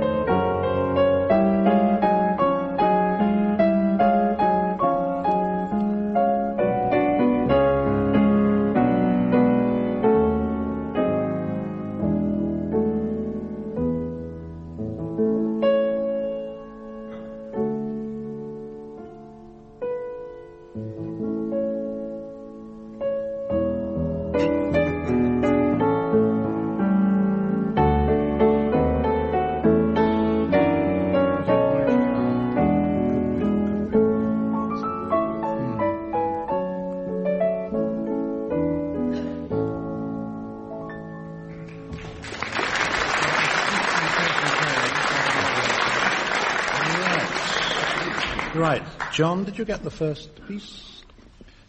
It's Chopin. Yes. I think it's a nocturne in C-sharp minor, but you probably didn't play it in actually. Well, it's D-flat. It's D-flat nocturne, opus 27, number 2. You have the half knock, I think. Noel Gay is all over the place. Yes, that's all right. over the place. Then, well, could be Siegfried Diddle. Yes, Siegfried, part of the Siegfried Diddle. And then the next one? I caught just a whisker of Lawrence of Arabia theme. Lawrence of Arabia theme by Maurice Jarre. Yes, you've got full marks on that side.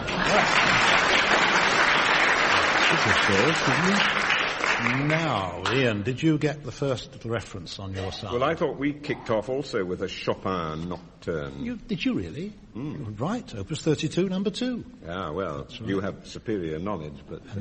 And that led into... Now is the hour. Yes, good. And then... Which sort of slid into sidewalks of New York. Yes.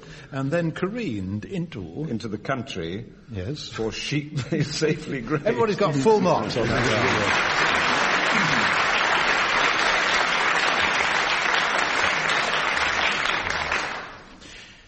Thomas Carlyle wrote of Thackeray, "A beautiful vein of genius lay struggling about him." I wonder if that might not be applied to certain musical people. John, a beautiful vein of genius lay struggling about him. Does that make you think of a composer or performer? It only makes me think of cheese. Really? What? Really? Yes. You're being a bit Gruyere tonight. Oh, I see. Yes. Well, Dorset Vinny, Blue Vinny and all that stuff. Yes, I know. I mean, you could say that of any favourite composer, but it doesn't immediately suggest any particular composer to me. I can't think of any doctors. Line, isn't it? Either is interesting, and right for Thackeray, I should have thought. But, it reminds me of the New Yorker who run a regular feature called Block That Metaphor. Yeah. Yes. Because how does a vein struggle? Yeah. Don't you know? Which doesn't in any way invalidate. Musician with varicose veins. That's the answer. Anybody you think Ian might apply to? Composer of Deep Purple. Springs to my mind is not a musician, but somebody I've met in a musical context.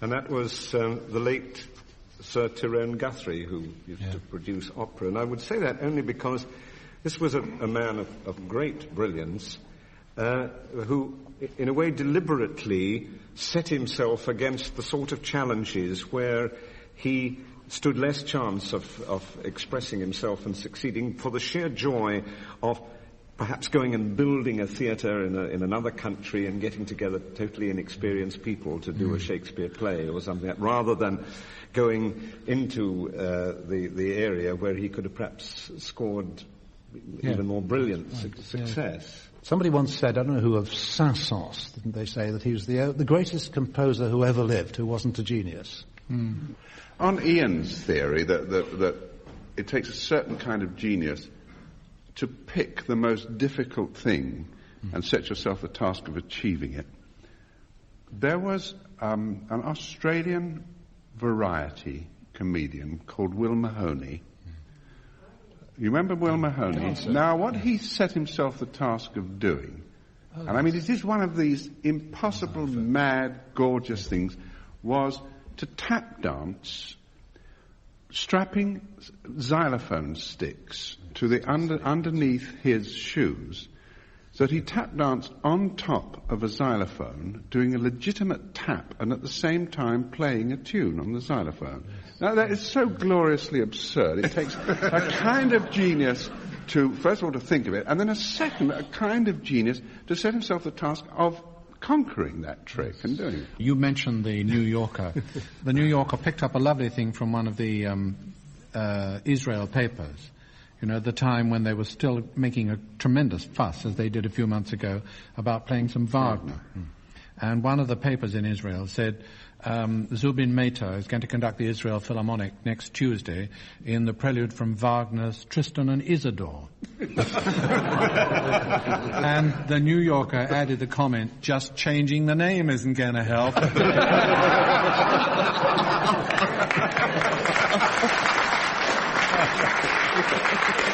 Well, continuing this correspondence, I remember I had a letter from a listener who said, had I not been educated by my music, until I'd been educated by my music, I always thought Zubin Mehta was an instrument. When I tell you that one of the songs in the finale this week is The Rose of Trulli, you'll wonder whether it's John or Ian who will be singing it. Frank, ready? Oh, the pale moon was rising above the green mountain. The sun was declining beneath the blue sea. When I strayed with my love to the pure crystal fountain that stands in the beautiful vale of Trulli. She was lovely and fair as the rose of the summer. Yet 'twas not her beauty alone that won me. Oh, no, 'twas the truth in her eye of her dawning that made me love in darkness the rose of Trulli.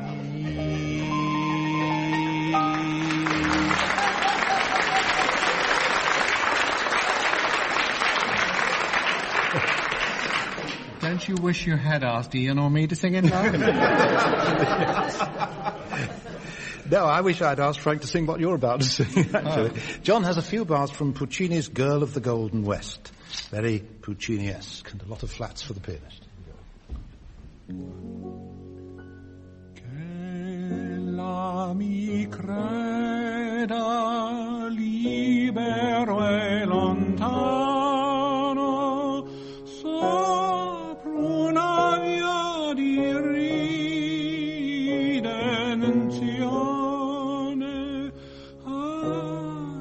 aspetterà chi torni e passeranno i giorni e passeranno i giorni ed io non tornerò ed io non tornerò.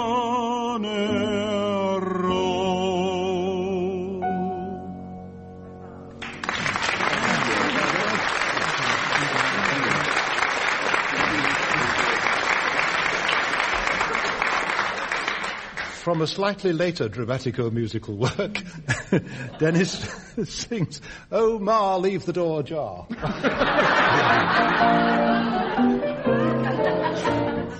Oh, Ma, leave the door ajar. It's quite all right. I'm saying good night to Charlie. Oh, Ma, you know what Charlies are. Turn out the light. It's much too bright for Charlie. Then Ma heard her daughter say, "Oh, Charlie, take it away." Oh, Ma, leave the door ajar. It's quite all right. I'm saying good night to Charlie.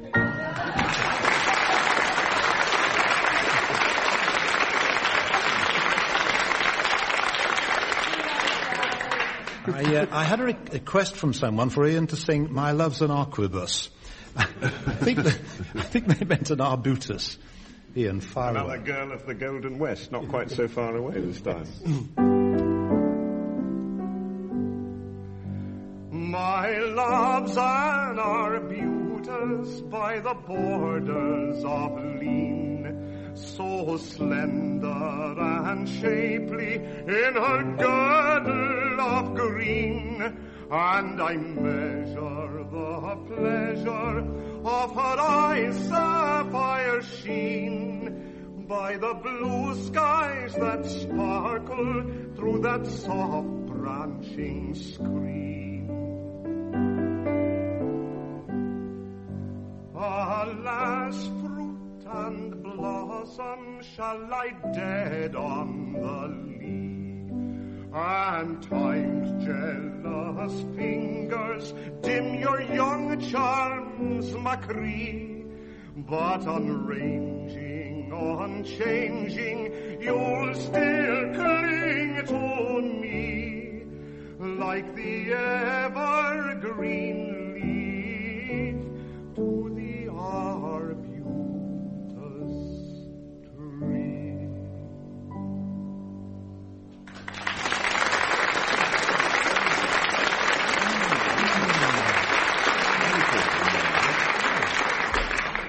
The score sheet, it's becoming a habit. A victory for John and Frank. Goodbye.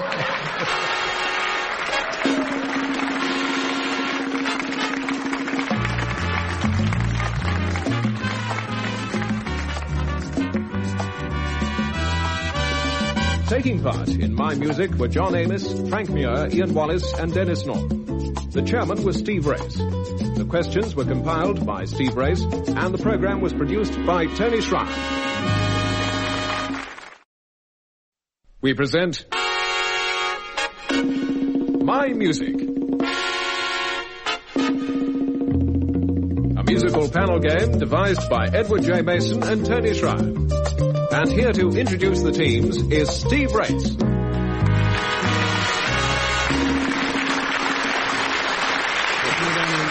Thank you. 4 people are assisting me with my inquiries. Their identities, Amos J., Muir F., Wallace I., and Norden D.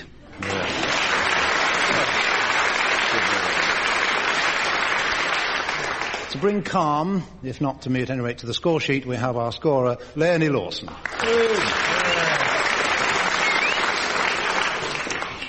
Ça commence. John, listen to half a minute's music and then tell me what is the magic number and why.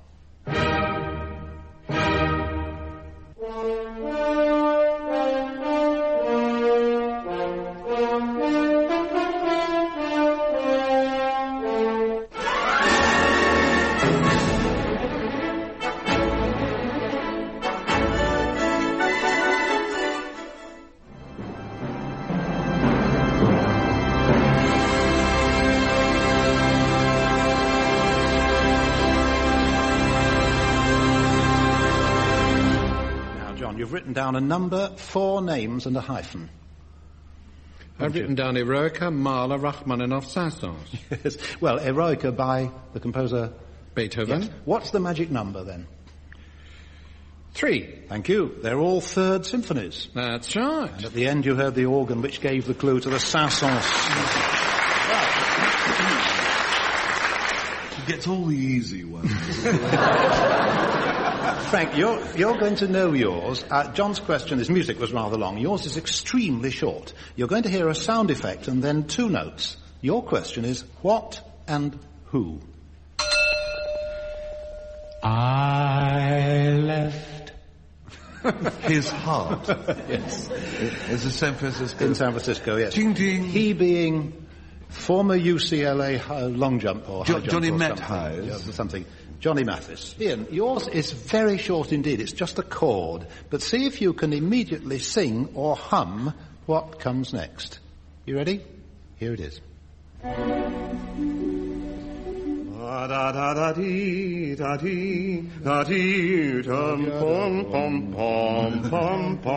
something like that. Maybe, yes. It being from...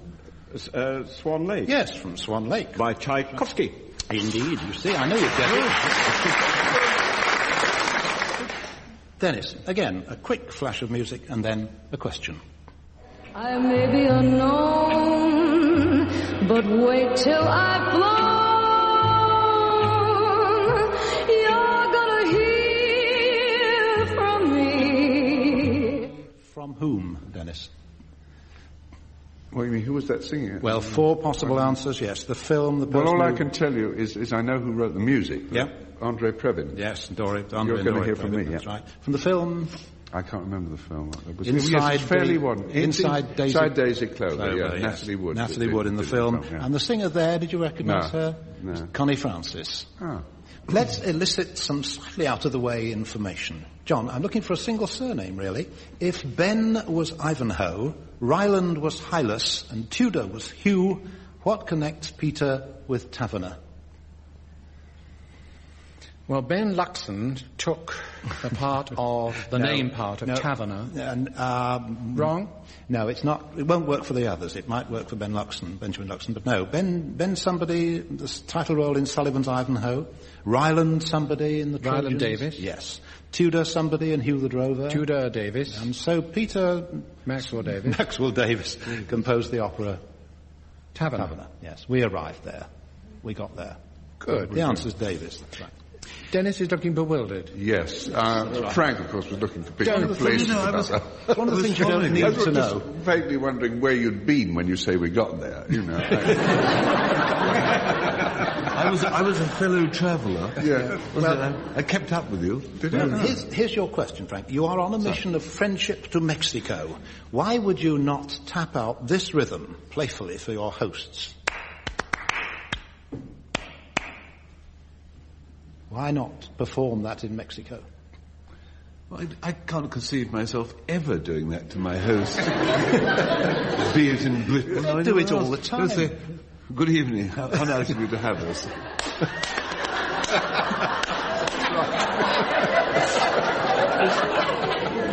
I have to tell you, this arises from a letter I had from Michael Forster of Penzance, who warns against tooting that happily on your motor horn while driving through Mexico City. Because...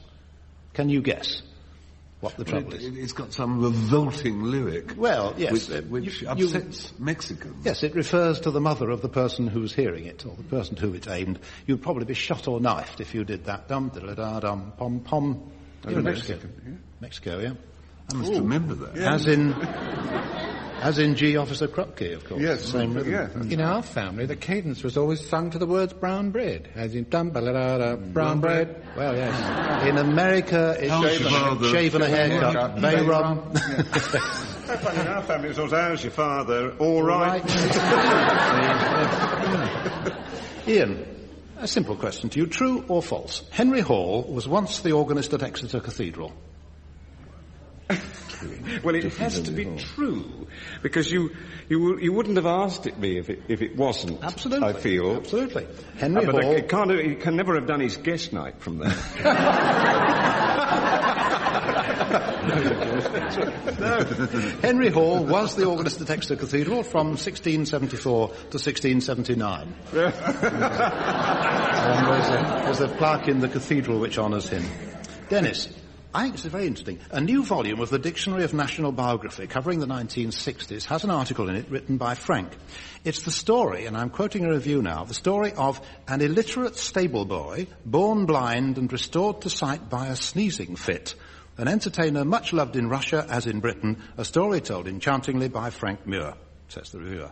Whose story, Dennis? George Formby. Yes. I didn't know about the sneezing fit and all that, born blind. George Formby. No, it's all right. See, there are things that Frank and I know that even John doesn't know. Never mind you. Impossible. It couldn't be. Couldn't be. Right. I feel rather left out of that conversation. Well,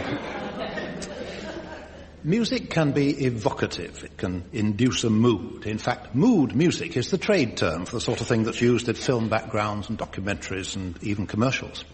A piece of music then for each of you. When the music stops, will you please, or when the music actually goes quiet, will you then continue the commentary or the dialogue or the description, whatever has occurred to you, whatever the music seems to you to evoke. I'll cue you in. John, here's yours.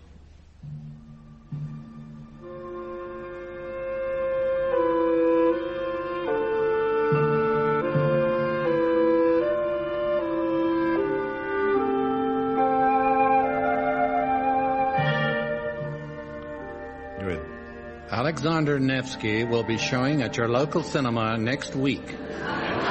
This tale of Russians and Gothic fighting on the ice will be... That's very good, actually. The piece of music's called Ice Pack. So how about that? Yes, very good. Russian film commentary. Frank, here's yours.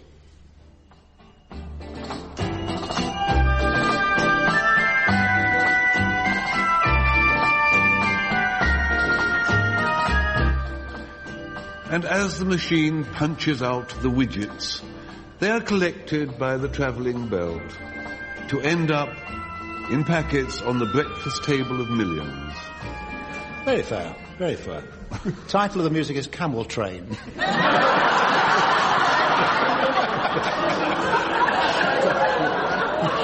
Never. But everybody gets a mark in this round anyway, so that's fair enough. Ian, music for you.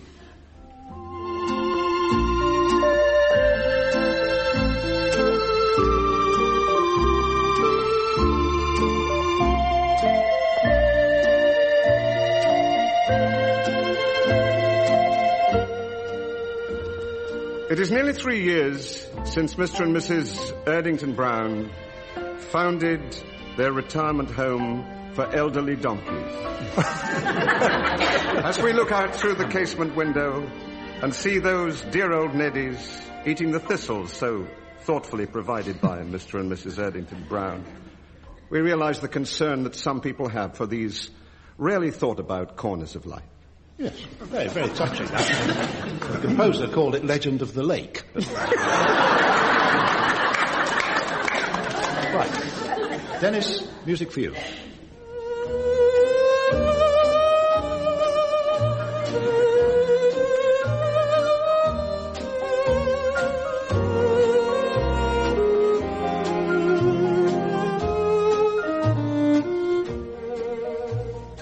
And as Stella stole a glance at Greg, she felt her heart beat like a trapped bird within her thermal vest.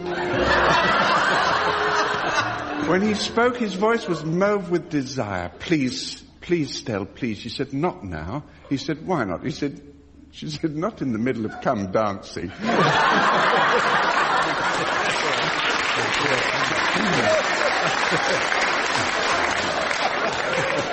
I'll happily buy that as an accompaniment. It's a tune called Faraway Music. Right, we come to odd lines or half lines from the song lyrics to be identified. John, yours is rather odd. Sucking at the bung. What's that from? Rather fine poet, actually, and very fine song setter. Sucking at the bung. Folksy, Peter Warlock, words by John Masefield. You don't know the song, do you? Ian. Ian, do you know? Ian does. It's Mouths were made for tankards and for sucking at the bung, says the old bold mate of Henry Morgan. So what's the title, John? Do you know? Henry Morgan. No. Well, in a sense, yes. Well, it's really Captain Stratton's Fancy. Captain Stratton's Fancy. Fancy. We'd had to sacrifice a mark to find that out, wouldn't you? Frank, night brings long strings of 40,000 million. Another good poet, Kipling. He knows it. Boots. Yes. Ian, your face was a hymn. It's very kind of you to say so. Rock of Ages. Pardon, Dennis? That lingers still in that vine-covered chapel by the hill. Yeah? Your face was a hymn, bless you, for being an angel. Your face was a hymn, Rock of Ages.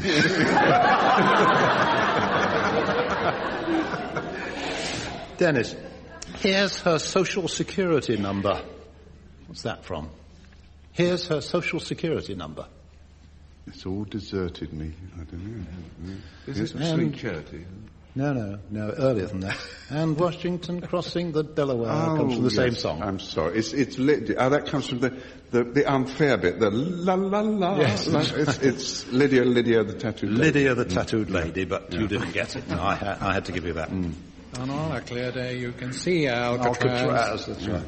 Mozart, Eric Coates, Zez Confrey, Scott Joplin, Trad and Anon. What do you think they have in common, Frank? You weren't listening. You weren't listening. Let's start with John.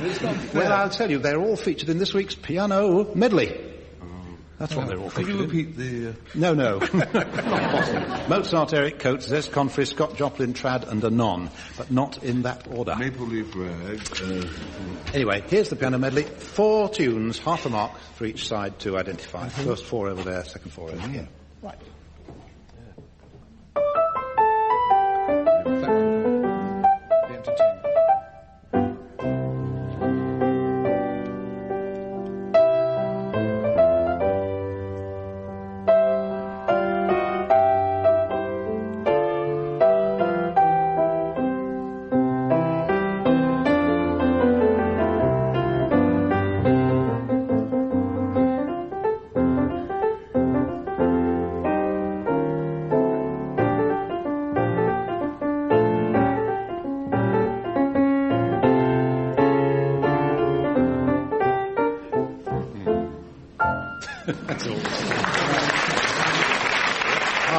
Hardly worth bothering, really. Right. John, the first one, or Frank?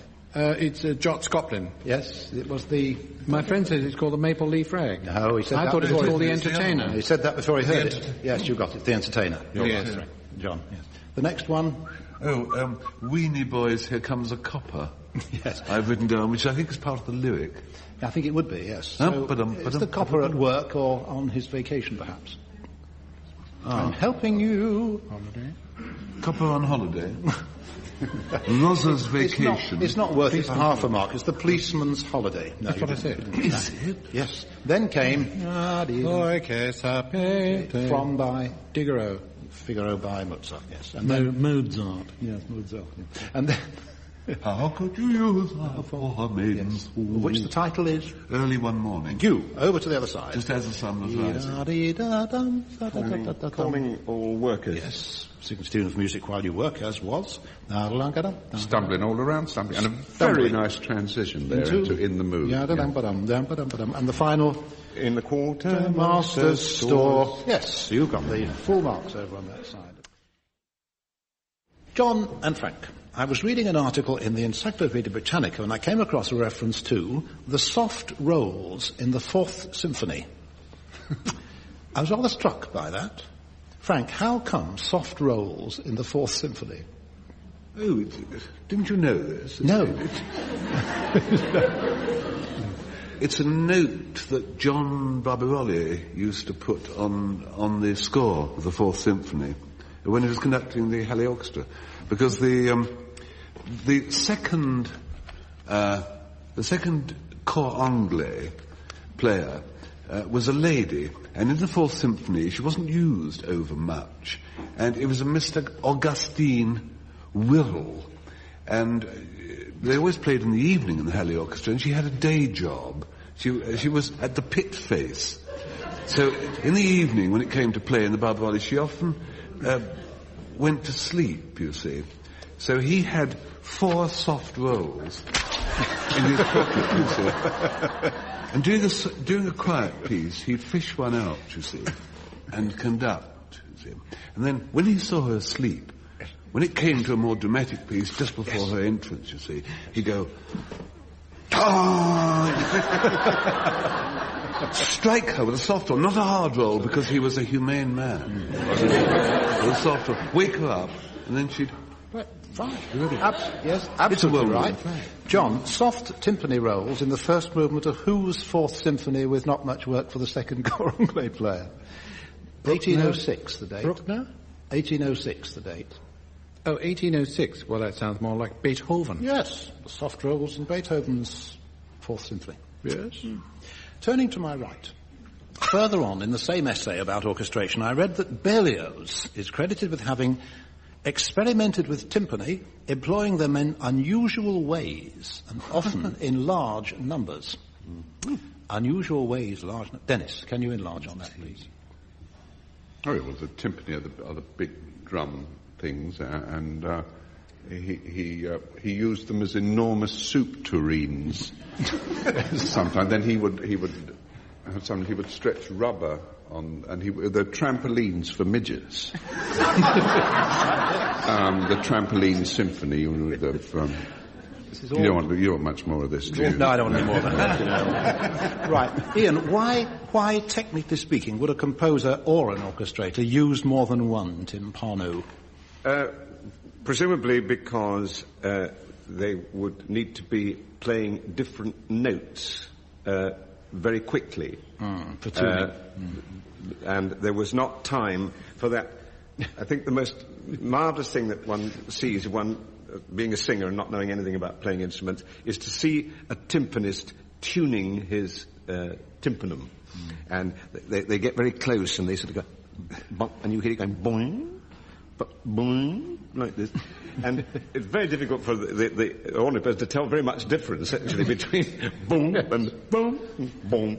But it takes a minute or two to do it, and so presumably if it was going to be boom, boom, boom, you would need 3. Yes, or 4 or 6 or 8 or more. That's absolutely right.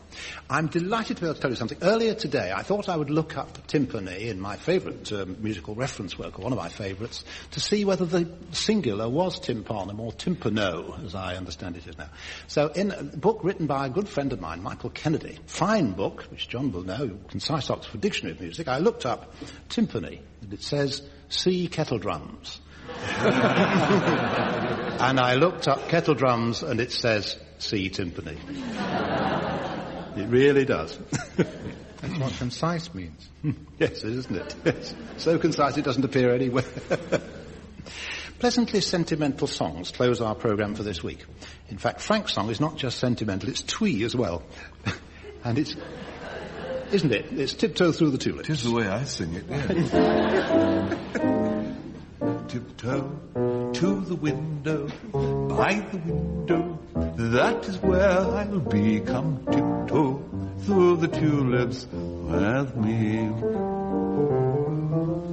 Tiptoe from your pillow to the shadow of a willow tree. Come tiptoe through the tulips with me. Nay, dear, and flowers will splay, we'll keep the flowers away. And if I kiss you in the garden, in the moonlight, will you pardon me? Come tiptoe through the tulips with me.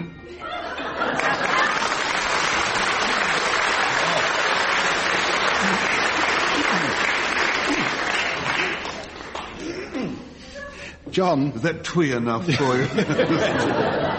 John has something really lovely, though. It's a romantic serenade from Bizet's opera, The Pearl Fishers.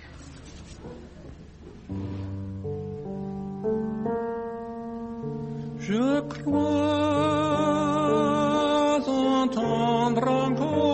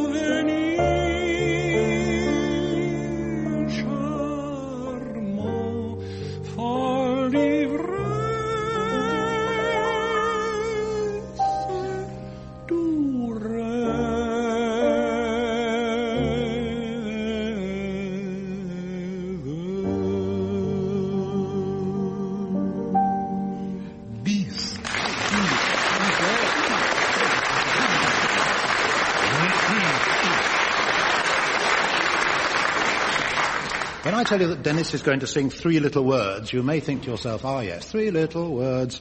Well, they're the same little words, but it's a different song. Nice one, too. And one look leads to another look, and 2 looks lead to a third. Can we start that again somewhere? Start very, very low. Start very, very low, boy. And one look leads to another look, and 2 looks lead to a third. One sweet smile in a very little while leads to a whispered word, and one word leads to another word, and one make 2, and 2 little words lead to 3 little words. I love you.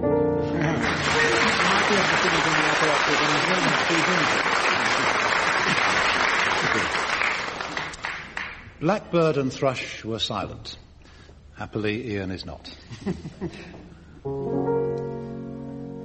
Did you not hear my lady go down the garden singing?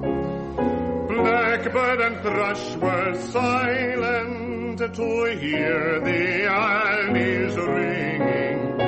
Oh, saw you not my lady out in the garden there, shaming the rose and lily, for she is twice as fair.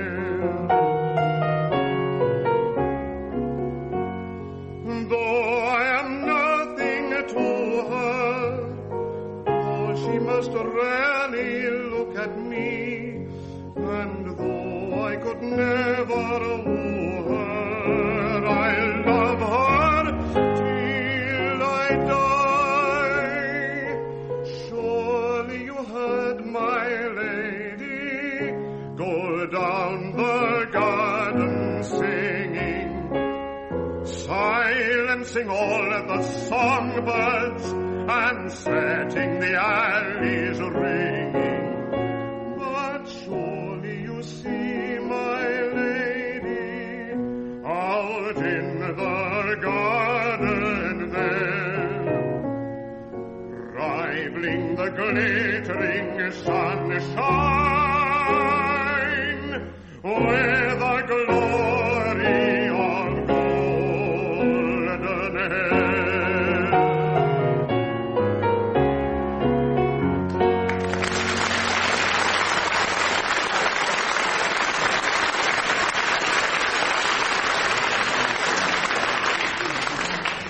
Handel's Silent Worship. Time for us to fall silent with the final news, a victory on the score sheet this week for Ian and Dennis. Goodbye.